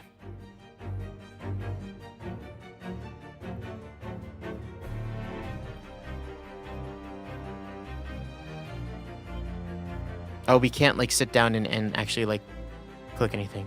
Take that! Oh, he has a thing! Whoa! Hey, perhaps you should have cleared away that glass. How curious that the ice shouldn't have melted despite it being abandoned 2 hours ago. It would appear that the man was in here in this very cabinet until moments before our arrival, with a very well-chilled glass in hand. Get your mind off the refreshment, Sholmes. One might even conclude that somebody informed him of our boarding. Wouldn't you agree, Mr. Stroganoff? But why would Seishiro run from us? Before we can consider that question, allow me to confirm one small matter. Would I be correct in saying that these first-class cabins of the SS Gross are the same ones in which you and Mr. Jikoku were accommodated with on your voyage from Japan. Ah, that's right. They are. I was in the cabin next door, and Seishiro was, yes. 50 days in this cabin during our voyage. As I suspected. For you see, there are traces in this cabin of a dark secret that Mr. Jikoku had to hide. What traces? I know nothing about this. Ah, this is news to you, is it, Mr. Stroganoff? Sholmes, what are you getting at? As I said, there are traces in this cabin of a nefarious activity. Something that appears out of place, that I'm sure you won't have escaped your notice. Something out of place in here. That's the key to this, Mikotaba. The remnants of this dark deed that took place in here are being masked by something quite incongruous. I must say I didn't foresee this ever doing this dance of deduction with you again, Mikotaba. No, quite. But life is full of unexpected twists and turns, as we well know. Now then, let's see if I can uncover this truth. Yes, you have the form, my dear fellow. Take that! Is he gonna do the tap again? Oh, this is so cool. Whoa! Susato, look at your dad, man. Fucking killing it. What are you doing? He's like, you are destroying evidence. Like he's pointing it out. It's the rule of passages in this frame here. They're obviously out of place. The way they're hanged crookedly, as if they were put in there in a hurry. Yes, as I'm sure you've already concluded. The frame was originally over here. The shape and size match perfectly. Duh, you're right. When did frame move? Hardly the most observant of crewmen, are you, Mr. Stroganoff? I think your captain is quite justified in having his reservations about your reliability. Ah, fuck. Oh dear, it seems to have really touched the nerve. So, Mikotaba, why don't you lift the frame off the wall? A gunshot? Yes. That looks like a bullet hole. What? Who has been shooting walls? I see, the projectile has been removed. Clearly the careful occupant of this room has already disposed of it. Now then, Mr. Stroganoff. I have a distinct impression that you are attempting to shield said occupant. I don't know what you're talking about. Why would I protect Eastern Stranger? Wow. Oh, so we are talking about the same man, I see. Good. Shit.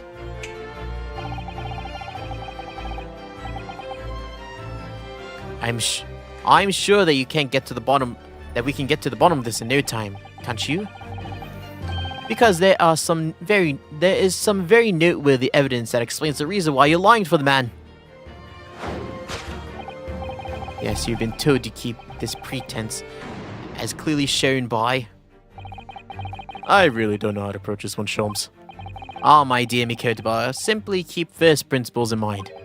Study a subject from every angle, and I'm quite sure you'll see it. In fact, I'd put a wager on it.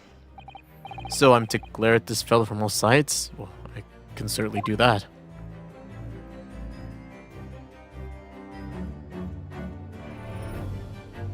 I really can't, I can't. Whoa, what is this?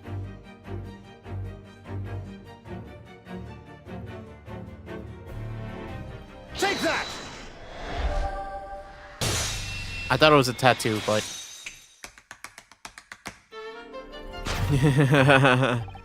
It's almost too obvious for words. Quite the universal language of the world? Money. Oh, shit. I'd wager that Eastern English fellow in question is Seishiro Jikoku, yes. Gah. So, I presume you realize what this means. There are clear signs that a crime has been committed in this cabin. And the way you're going, sir, is that you'll find yourself accused of being an accomplice. But I believe you know, Mr. Shogunov. You know where Mr. Jigoku is hiding at this precise moment. As always, Mikotoba, in matters of deduction, the furtive glance is your unfaltering ally. Was that a glance? He full turned his head, man. He's hiding! I don't know where he's hiding! Cool. Yes, I think you're onto something there, Sholmes. Oh, shit. You found the chink in the burly fellow's armor. Now we only follow the man's gaze to where our prey is hiding. The slightest flicker of the pupils, a minutely delayed blink. It wasn't the slightest flicker of his pupils. He turned his full head. Nothing escapes my attention, even that which is barely perceptible. You could hardly... He called it out. You could hardly hold this barely perceptible, Sholmes. The man turned his entire head. It's not exactly what you describe as a furtive glance, is it? It's almost too obvious. We shall let your tapping toes decide, my dear fellow. Take that!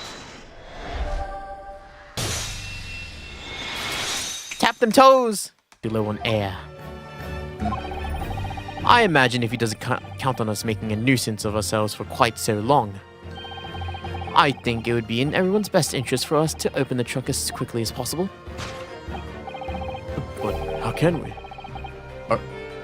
Are you forgetting about the combination lock? We don't know the 7-digit code. The combination lock can't be opened from the inside of the trunk.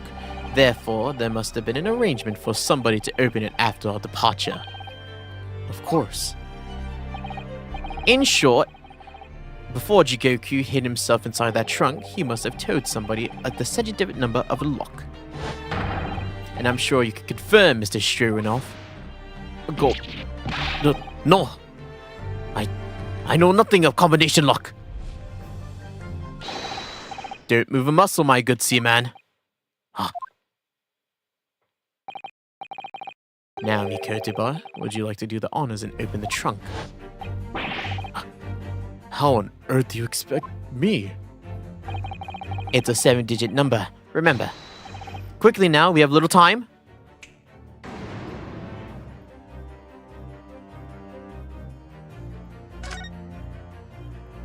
Five, 6, 3, 5, 6, 3, 5, 6, 3, 10, wait, 5, 6, 3, 10, 45? 5, there's no 6. Oh, 2, 5, 2, 3, 10, 45. Take that!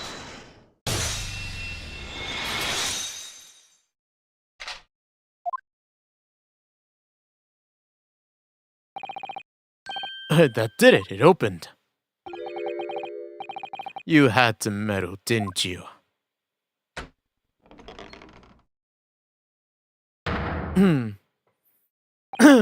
Well, Eugen, you found me now. Seishiro. Well, you're alive, thank God. I was really hoping beyond hope not to find you here, you know. But you're not entirely unsurprised, I take it? No, quite. I wish it were some other way. Well, are you ever going to introduce me? Ah, your reputation precedes you, Mr. Sholmes. I've read stories of your many exploits. Excuse my manners, Sholmes. This is Mr. Jigoku, my old friend and traveling companion.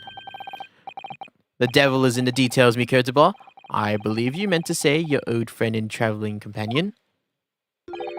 Who made the cowardly decision to flee the country without a word to anyone when things turned sour. I see my reputation precedes me as well. What an honor.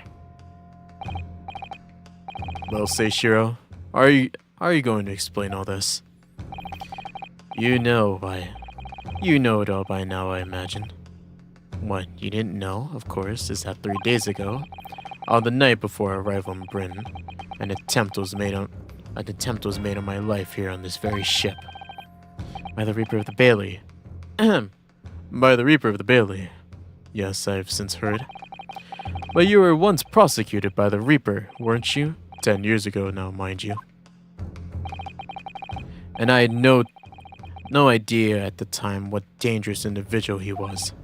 Anyway, when we arrived in London to find a symposium that was postponed until goodness knows when, it became too apparent to me that I might very well be targeted again.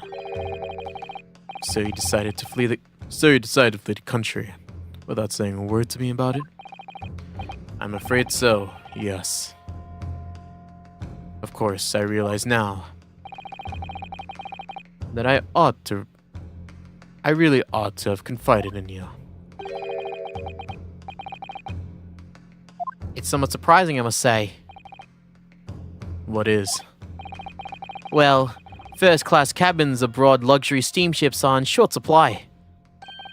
It's more than hard to believe that on this one just happened to be available. So says the protagonist of some colorful short stories. Well, I don't care for your opinions. What, you plan to leave in the first place? This cabin did just happen to be available. I purchased a ticket and here I am. I just seen for myself the obvious remnants of that incident in this cabin. So you had already purchased a return ticket before you ever docked in Dover, had you? To prevent anyone from taking this cabin and seeing the evidence. Is that it? Eugen, I have nothing to say to you. Well, in a mere 5 minutes, this ship will set off on its onward voyage and not make port again until Italy. I'm afraid we must insist that you disembark with us at once. You have no jurisdiction over my movements. We have this, Seishiro. Take it. The Department of Metropolitan Police? What is it? It's a subpoena from the Old Bailey. You're a man of the law. You know what ramifications of ignoring a document like this from the British courts would do. You came prepared then, Eugene. Come. Let us go. One moment. What is it, Sholmes? Inside Mr. Jigoku's trunk,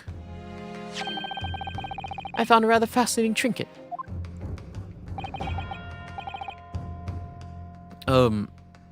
What is this? Seishiro. I can't help you, I'm afraid.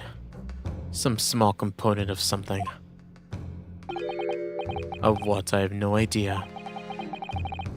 By the look of it, he genuinely doesn't know. It's the top of the stopwatch, I'm pretty sure, right? Well, let us pocket this as a small souvenir from our brief sojourn in France.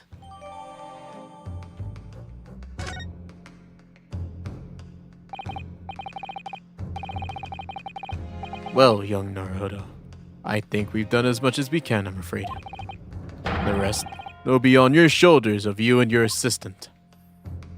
Hey, I keep losing the voice, but it's much more comfortable that way. The 3rd of November, 12:10 p.m., the Old Bailey courtroom. Finally. Kazuma Sogi. I can finally speak normally. I know you, and I know that you wouldn't lie. But still, there's no doubt. Also, I will check the thing real quick. It is the missing top of it, right? Yeah, it looks like it. Can I examine it? You see these little things all over the place, don't you? It's a part of the top of a pocket watch you twist to set the time, isn't it? It's called a crown, I believe.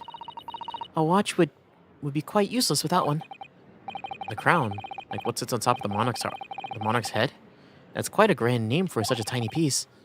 But actually, yes, Mr. Naruhodo? If this is a crown, I have a feeling I might have seen a monarch around here somewhere with a very bare head. If by monarch you mean a pocket watch, then I'm sure you have. Oh yeah, they're just fucking saying it. Cool.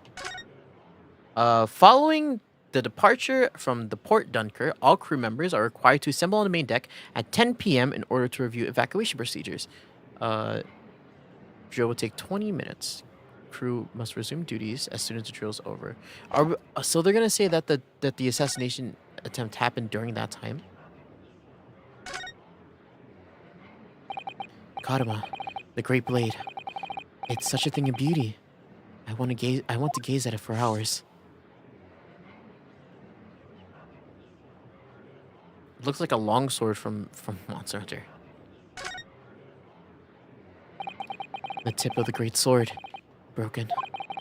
It's such a shame. It's been so meticulously cared for over the years. I can almost hear Karuma's sobs. Cosmo must have really taken a swing for that to happen.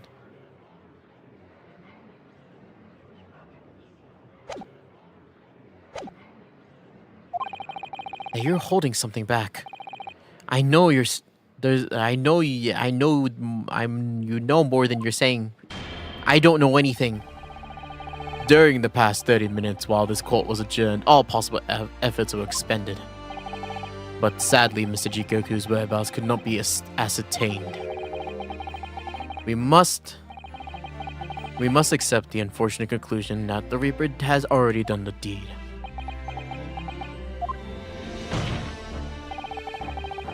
There's no sense in wasting any more of the court's time. The prosecution calls for an immediate verdict. Objection. No, the trial cannot end now. You're a Japanese man, Ryunosuke. You should know when to lay down your sword. And you should know to never presume when the battle is won. The court has already been presented with all the evidence and heard all relevant testimony. There can only be one conclusion. The accused is guilty. All relevant testimony? Far from it. There's still a crucial witness from whom the court has yet to hear a single word of testimony. In that case, call your witness to the stand at once, counsel. Yes, my lord. Tomorrow, if possible. The witness is already on his way and scheduled to arrive tomorrow. Oh.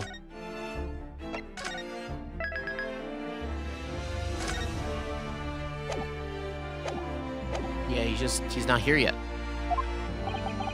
Who on earth is this crucial witness? Seishiro Jikoku.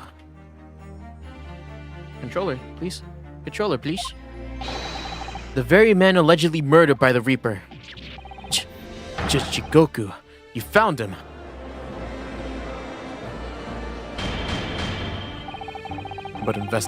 But investigations of every policing resource in the capital suggest that Jikoku is already dead.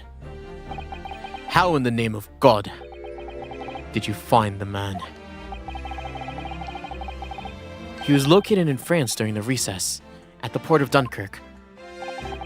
Thanks to one of Mr. Herlock Sholmes' famous deductions. Herlock Sholmes. Inspector Gregson almost certainly met with Mr. Jikoku on the night of his death. Because along with Prosecutor Sogi, Gregson was on the mission to assassinate the man. Which means that Seishiro Jikoku is the sole witness who can clarify exactly what happened aboard the SS Gross on the 31st of October. Halloween, Halloween! Well then, it would appear that it's too soon to move to an adjudication at this point. The prosecution concurs. The court must hear Mr. Jikoku's testimony. No judgment should be passed until all testimony has been considered. In that case, I hereby call the end of today's proceedings. The court will reconvene at the same hour tomorrow. No objections from either side. No, my lord. No objections, my lord. We live to fight another day. By the skin of our teeth.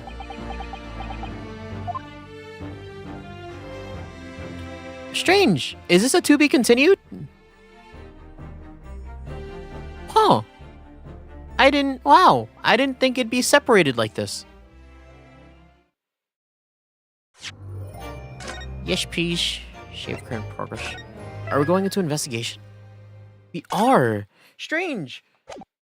I was gonna end stream after the first half of the trial, but maybe we do this. The unexpected halt of the proceedings sent a clamor throughout the courtroom.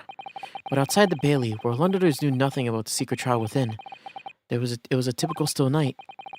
Then, a little past 8 o'clock that evening, Mr. Sholmes and his partner returned to Baker Street.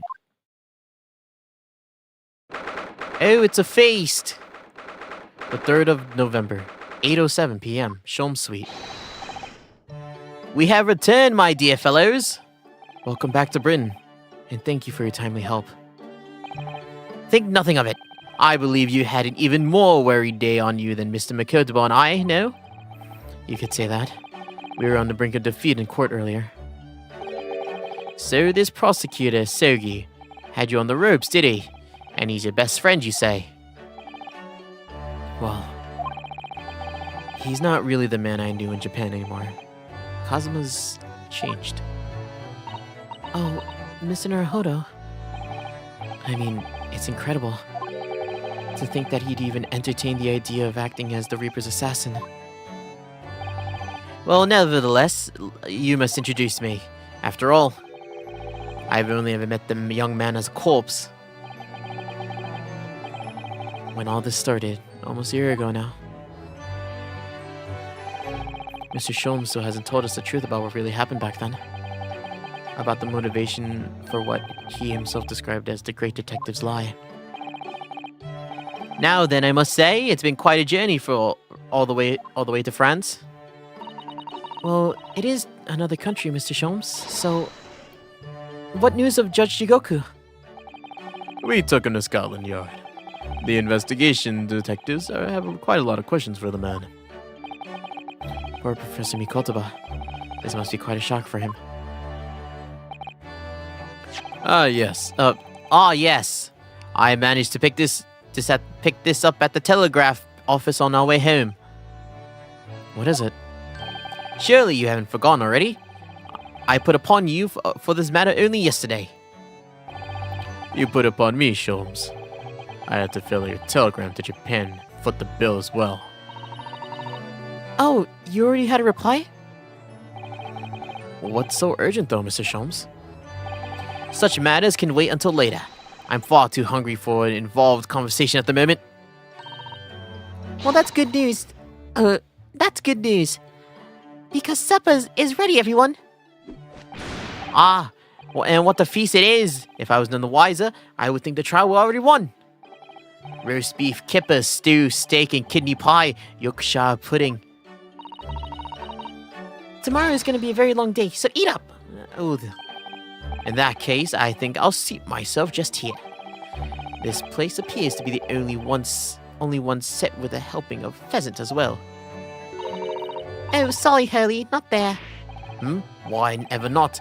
Are we in set places this evening? Yes, and that place is for Susie's daddy. For me? That's right. I made it especially for you, Professor Mickey. I see. Oh, that's terribly kind of you. It's a shame, really. What do you mean? Well, for a brief moment, I believed it. That Susie and I were half-sisters, I mean. Oh, wow. Wait, so it's not true? That's not... Iris, do you mean... Yes, I know now. I overheard yesterday. I secretly listened to the conversation you had after I tricked you all into thinking I'd left. What?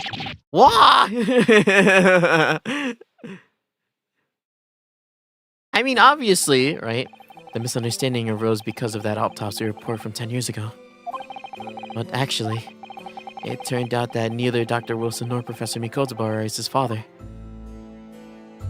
What, is it just Sholmes? Yes, about that, Iris. You know, I know. You can't tell me at the moment. Oh, Iris. The pheasant is by way of an apology. I'm sorry for eavesdropping. Oh, no. No, it's quite alright. Then why don't I get any apologetic pheasant? So just who is Iris's father? I suppose that's something that we'll be finding out today. That we won't be finding out today. So then, let us dine, while our largely pheasantless plates are still piping hot. A fine idea, Sholmes. It all looks absolutely delicious.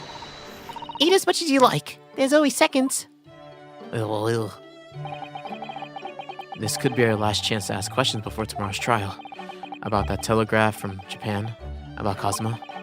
Let's not let this opportunity slip away.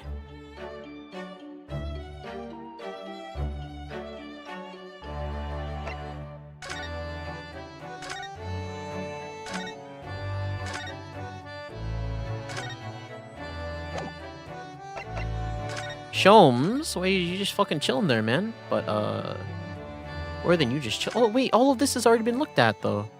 Like, actually, wow. So they do remember. They have to remember. Alright, Sholmes, what's up, dude? Mr. Sholmes, what are you doing? Surely it's abundantly clear that I wasn't brooding over Mikotoba's refusal to share his pheasant with me, nonetheless. I felt the need to withdraw from social circle for a while and look on the hungry eyes. Sorry, Hurley, but I cooked that pheasant especially for Susie's daddy. Even though I played the role of father to you for far longer. Mr. Sholmes, could I discuss some things with you? Certainly, my dear fellow. I find myself quite in the mood for the spell of conversation. No doubt. You're hungry to learn more about my deep love for the game? I can probably contain my curiosity on that one. You needn't look at me in that fashion. In what fashion? It seems that before we discuss the pheasant, we have rather unpheasant matters to discuss.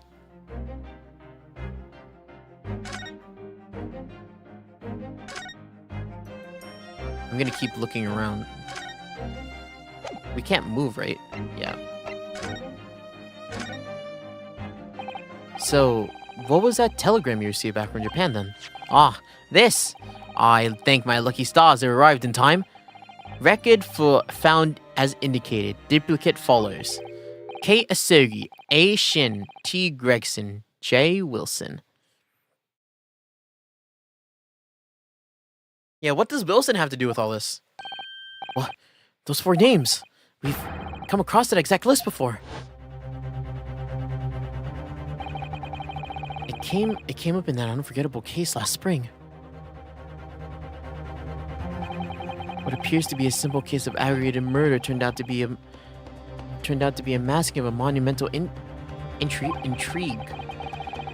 A plot that involved the sale of British governmental secrets to foreign states.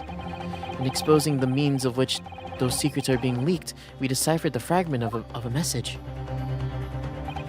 K. Asogi, A. Shin, T. Gregson, J. Wilson. But we didn't find the names out until the case was over, and we never did get to the bottom of what they meant. All we knew was that the information that had been sent by somebody the information had been sent by somebody in the British government to somebody in Japan. So, why are the names coming up again now? Yes. Where did the sender of the telegram discover them, Sholmes? Why are you here? I have here the message that I wired yesterday. Allow me to read it to you. Enter Judge Jigoku's office undetected and investigate telegram records. Expect to find communications from British dated 1 year ago. List of 4 names. Need by tomorrow. Naruhodo. I sent it to a detective who I know specializes in clandestine missions of this nature. You asked Inspector Hosonaga to undertake such an Onerous task for you? Why is he in that outfit? In my name? I wonder what guise he opted for this time. My dear fellows, it was a matter of great urgency, you understand? Anyway, I have the list of names found in Seishio's office, as Sholmes predicted. So you mean that mysterious collection of names that was sent from British to Japan was... It was sent to Judge Jigoku. He was the intended recipient. Wow, I don't believe it. But that doesn't answer the question of what the list of names actually signifies. I did formulate a hypothesis about that. But without a shred of evidence, I couldn't possibly have shared it. Mr. Sholmes looks deadly serious for once. Oh, Judge Jigoku. They're like gonna have his head for buying that information, right? The tragedy that we had to go through on the SS Buria. It was all for nothing. Cosmo wasn't dead at all. We were completely taken in by that lie you told us. Your great detective's lie. I took no pleasure in deceiving you. However, at the time, all that concerned me was preventing the younger man's study tour from taking place at whatever cost. What? I capitalized on the events that transpired to see that I was sent back to Japan. Or he was sent back to Japan. His remains, you mean? Precisely, Mrs. Sato. And then, I made sure that somebody else was sent to Britain in his stead. Oh my, you mean... The arrangement between our two countries was already in place. One university student lawyer and one judicial assistant to be accommodated on the study tour. In other words, by arranging for someone else to fill in the place of originally intended for Mr. Sogi, I would successfully prevent the man from arriving on our shores for several years at least. Wait, do you mean to say that it was all in the aid of stopping Cosmo to coming to Britain? That's why you... What? Think back, Mr. Naruhodo. Was there not somebody who was quite casually urged you to continue your voyage to England? Wow, Sholmes said that? Wow, you're... The terms of the study tour were negotiated by the Department of Justice in both Great Britain and Japan. In the light of Mr. Sogi's unfortunate death, I'm afraid the study tour can no longer go ahead.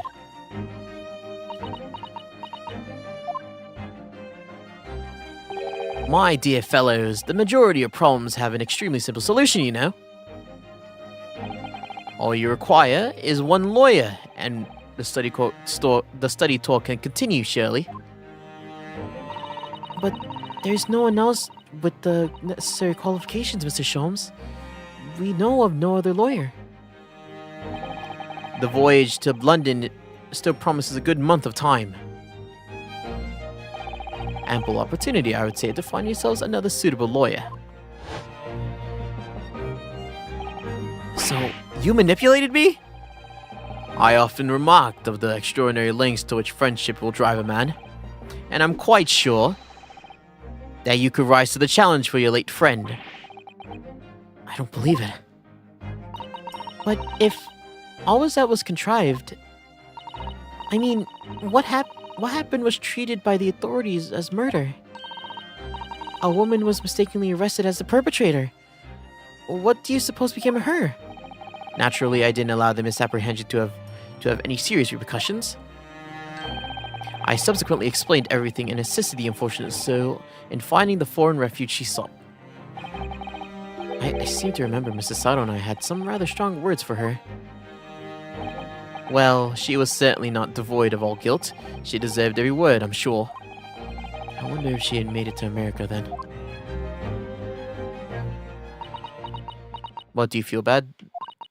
I'm afraid I simply cannot comprehend it. Why would you go to such lengths, Mr. Sholmes? Why are you so determined to stop Cosmo-san from reaching Britain? For the professor case? The truth is, 12 months ago, there was already a very tangible omen of impending tragedy, you see. Oh! An omen that, at this very moment in time, is close at hand. An omen that, of all these tragic events that already existed a year ago, is close at hand.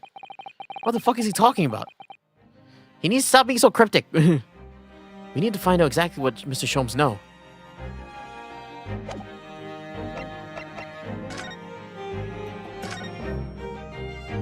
Like this chicken? The turkey.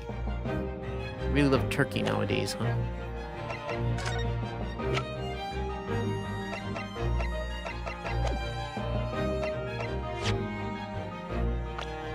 There's so many people in this case, dude. Pino, remember when the case was about the Pino. So many one-off witnesses.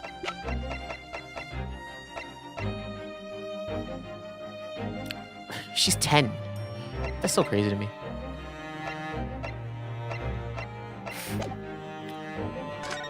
What, we have to remember stuff?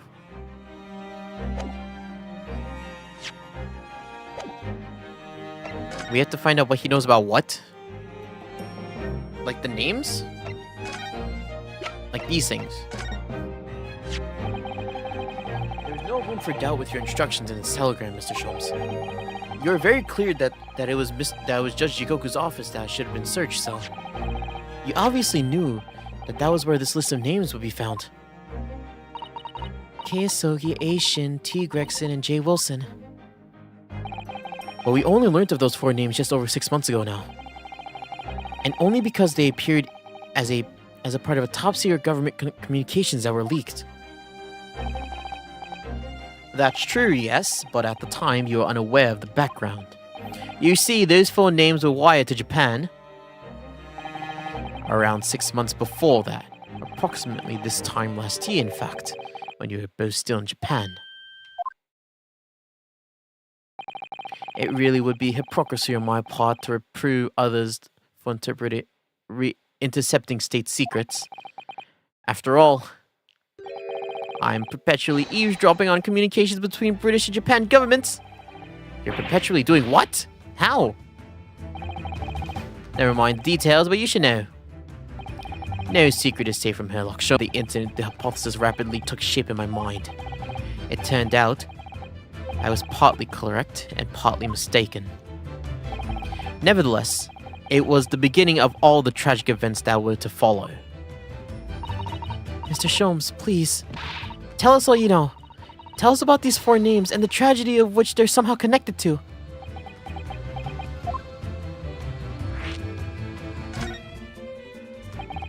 As I said, when I learnt of Dr. Wilson's murder in Japan, my mind immediately turned to those 4 names. Because, you see, there was someone else on that list who I believe to be recently deceased. What? Who? A Shin, as transcribed in Japanese script. In fact, Miss Asa Shin. It was a familiar name to me. She was a professional killer, well known among London's unsavory classes. Oh, I see. But she had completely vanished from existence several months before Wilson's murder. So I came to the logical conclusion that she herself had been killed. And accordingly, I became fearful for the lives of the 2 remaining persons on the list. Kei Sogi and T. Gregson. Owing to our proximity, I decided to take measures to protect Grex and myself. But I determined that it would be safest if young Asogi would stay away from Britain. Ah, so that's why you went to such lengths to prevent his study tour from going ahead. Exactly. Yes. You're understanding. So you already know who Kazuma-sama was, Mr. Sholmes? Oh yes, Sholmes and I exchanged correspondence for years. I recounted my many tales about Asogis to my letters in them, and the news of Dr. Wilson's death, of course. So, Dr. Wilson is dead then? I didn't know. Oh, Iris. I knew he wasn't my daddy, but still, that's very sad. I'm so sorry, Iris. I knew the significance of the name, obviously, but we just couldn't bring ourselves to tell you. No. But what you just told us, Mr. Sholmes, doesn't completely tie in with the facts. There's one big hole in your hypothesis. A big hole, Mr. Naruhodo? Ah, yes. You mean about Asashin, I presume. Oh, of course. Exactly. She wasn't killed, was she? She was in Japan, posing as a visiting student under the assumed name Giselle Brett. I'm glad you're keeping up, my dear fellow. But I only became aware of that fact after she died 2 days ago in the foyer of the Great Waterloo Hotel. And upon hearing that startling revelation, the hypothesis that formed surrounding these 4 names was completely turned topsy. What? Topsy? How? What do you mean when you say hypothesis was turned topsy, Mr. Sholmes? I believed all 4 names on the list were to be the names of victims. However, I was mistaken. Very much so. Asashin was a killer. So this telegraph was both victims and killers, is it? Indeed. And so it would seem that Miss Shin was dispatched from Bryn with the sole intention of dispatching Dr. Wilson. Her visiting student status was merely a front. What? Wait, what? Which would, of course, explain why no motive could have been determined for her actions. So the real reason behind Mr. Wilson being killed by Asashin is because he was the target of the assassination? Huh? And the aforementioned and forearmed with that knowledge, fresh consideration on this telegram, it puts the list in a very different perspective.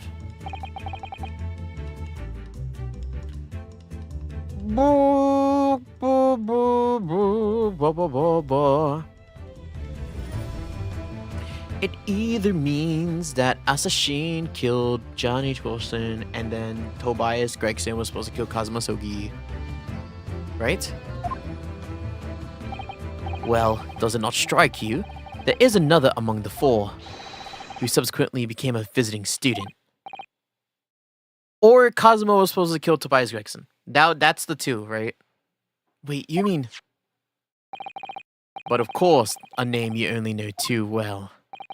You mean Kazuma? Oh, he did say something earlier in court today. Yes, on the 31st of October, I accompanied Inspector Gregson to Dunkirk in order to carry out a mission. And that mission was the assassination of the Mark. Young Mr. Sogi accepted that mission a year ago now. Surely not. In conclusion, this document is a contract of sorts. An international agreement, one might say. Detailing an assassination exchange. An assassin exchange? How could Kazuma possibly got involved in something like that? What? Let us assume that we have 2 parties, each wishing to dispose of a distinct individual. These 2 parties then form a contract to swap their respective assassination targets. Then, it would be an assassin exchange. What? So, to begin with, a British assassin is dispatched as a visiting student to Japan, where she kills her target. And then the Japanese assassin is dispatched to as a visiting student to Britain in order to eliminate his target. It certainly does sound like an exchange. But what on earth is the point? Don't forget, Naruhodo, that the British assassin has at least escaped conviction. Thanks to the diplomatic immunity afforded by the consular jurisdiction. Oh yeah. Such jurisdiction should be null and void under the terms of the new treaty between our two countries. So in fact that it was brought into place suggests intervention at the highest level. The highest levels. These murders were two sides of the same coin, linked not by a common motive, but a contractual agreement. As such, they appeared utterly unrelated. Yet in truth, the assassins were complicit in one singular devilish scheme. That disillusion and the safeguard of diplomatic immunity were, I believe, the motivation behind this plot. But wait a minute, Sholmes. If this telegram really is describing the exchange of assassins as you're suggesting, would it mean that the Japanese killer's target was never Seishiro Jikoku at all? It would mean Asogi's target was actually Inspector Gregson. What? Cosmo was here for Gregson? So Judge Jigoku wasn't actually the mark? Yes, that's exactly what it would mean. What the fuck? But why would they need to kill them? I hold myself personally responsible for failing to keep the inspector safe. Mr. Sholmes. I told him my fears and I implored him to seek transfer to an overseas position, obviously, with the young pickpocket in tow. Yes, Gina. Come to think of it, Inspector Gregson did mention that to us at the Great Exhibition, that he'd been transferring to the Paris police and taking Gina with him. But without informing me, he engaged in one last assignment, it seems. And sadly, it turned out to be his very last. This is too much to take in.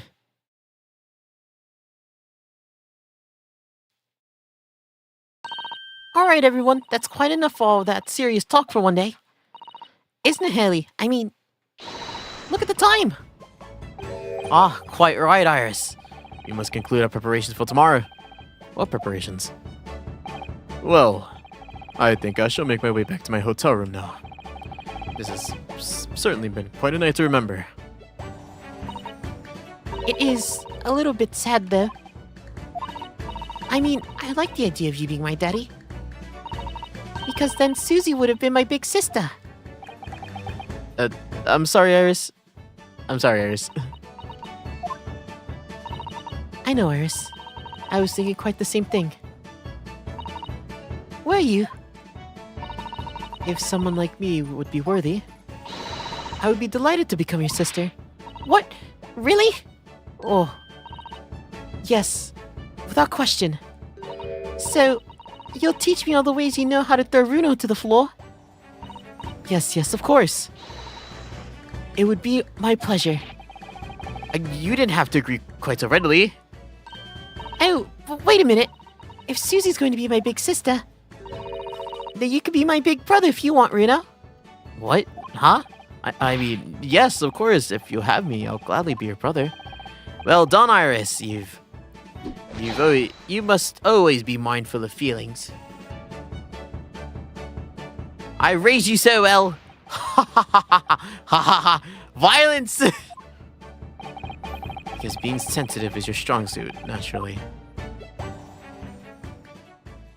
Why would you want to throw me? I am quite literally going to change the course of the world. I'm gonna bring Phoenix right into this world. Right. I'm going to work extra hard tomorrow now. It's because it's for my big brother and sister. Wow. What is all this talk about preparing for tomorrow? Preparing for what? Hee hee. You'll just have to wait and see. Ugh. Oh. Good luck in court tomorrow. I expect a sterling performance. I'll do my very best, of course.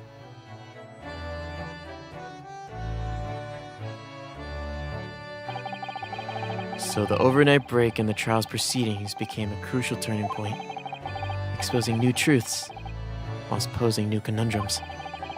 I listed 4 names and a telegram in Mr. Jigoku's office, and the extraordinary assassination plot in which my best friend had somehow become involved in. I felt as though I'd been plunged in an even greater darkness all of a sudden. But all at the same time, I felt sure I was going to see the light again soon. Because I was lucky enough to have the most wonderful family in the world standing steadfastly behind me. It's nice that Eugen is a part of this little ragtag group now. How fun. Because it was just the 4 of them, right? And then now it's like, oh, this is my dad. And it's like, oh, wow. It's dad number 1 and dad number 2.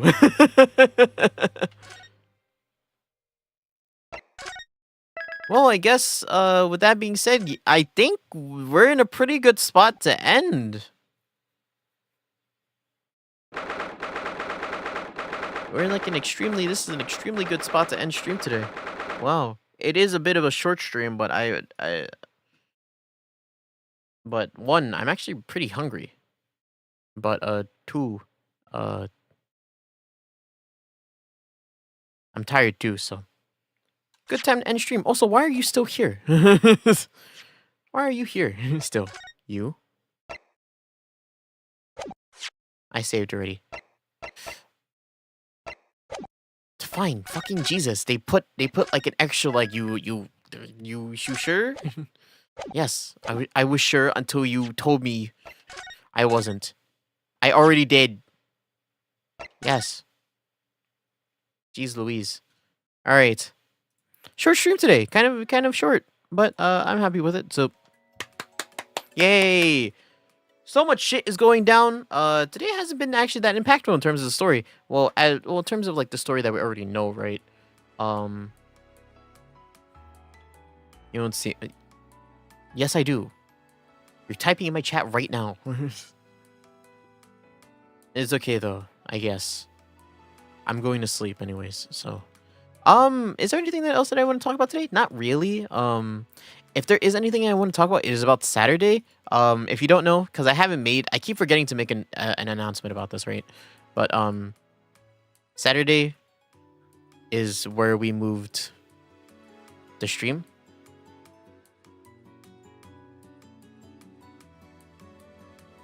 It's where we moved the art stream. I talked about this on last Friday, but just to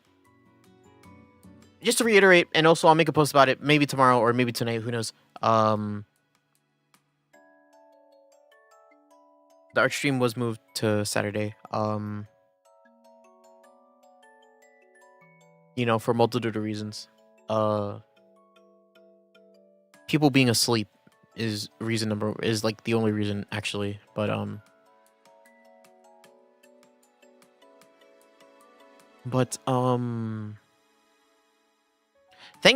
kind of grateful that we did like move it, and we did kind of like semi cancel it, just because I have things planned.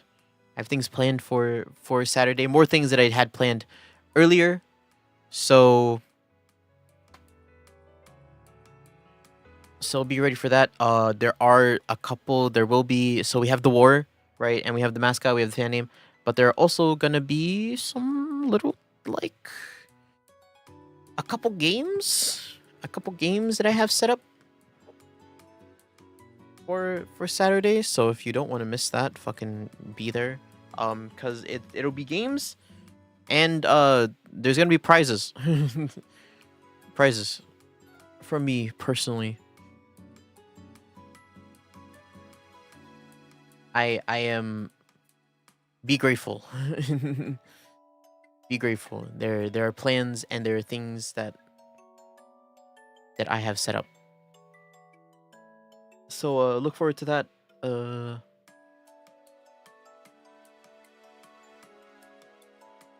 They will involve art, obviously, but not competition. More just like just kind of fucking around, you know. Make it so like make it so maybe there's some stakes to at what happens, you know, instead of just being like, you know, just chilling out, talking about stuff. But yeah, look forward to that. There are a couple hints at actually today about what might happen, but who knows. So yeah, so that'll be Saturday. And anything else I want to talk about? Not really. Just be ready for that. So actually, while we're on that, I guess we should go over my schedule. Saturday, Tuesday, Thursday, that's when I stream. Next stream Saturday, and then Tuesday, and then Saturday or Thursday, whatever. I'm actually really tired. I having closed the game, I realized how tired I am. So I'm just gonna head out here for now. I will sleep to our stream. You better not. I'll actually be upset this time. If you miss it. I won't. But missing it would be really unfortunate. But yeah, with that being said, that'll be it for me today. Thank you very much for watching. I'm tired. So you guys go get your sleep or go do whatever you gotta do. I know Ambrosia's kind of you've been on your VTuber journey. Also playing a lot of Genshin. Every time I open up Discord, that's all I see.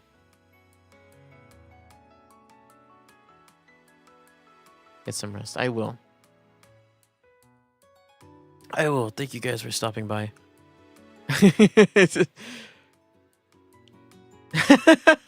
I was like, Genshin, huh? I mean, I haven't seen Genshin in a while, but you know. Every time I open up Discord, I'm just like, wow, they're playing Genshin. What's happening? Well, you know. I'm out of here. Bye bye. I won't say anything else. Deuces, get out of here. Blah, blah, blah, blah, blah. Bye.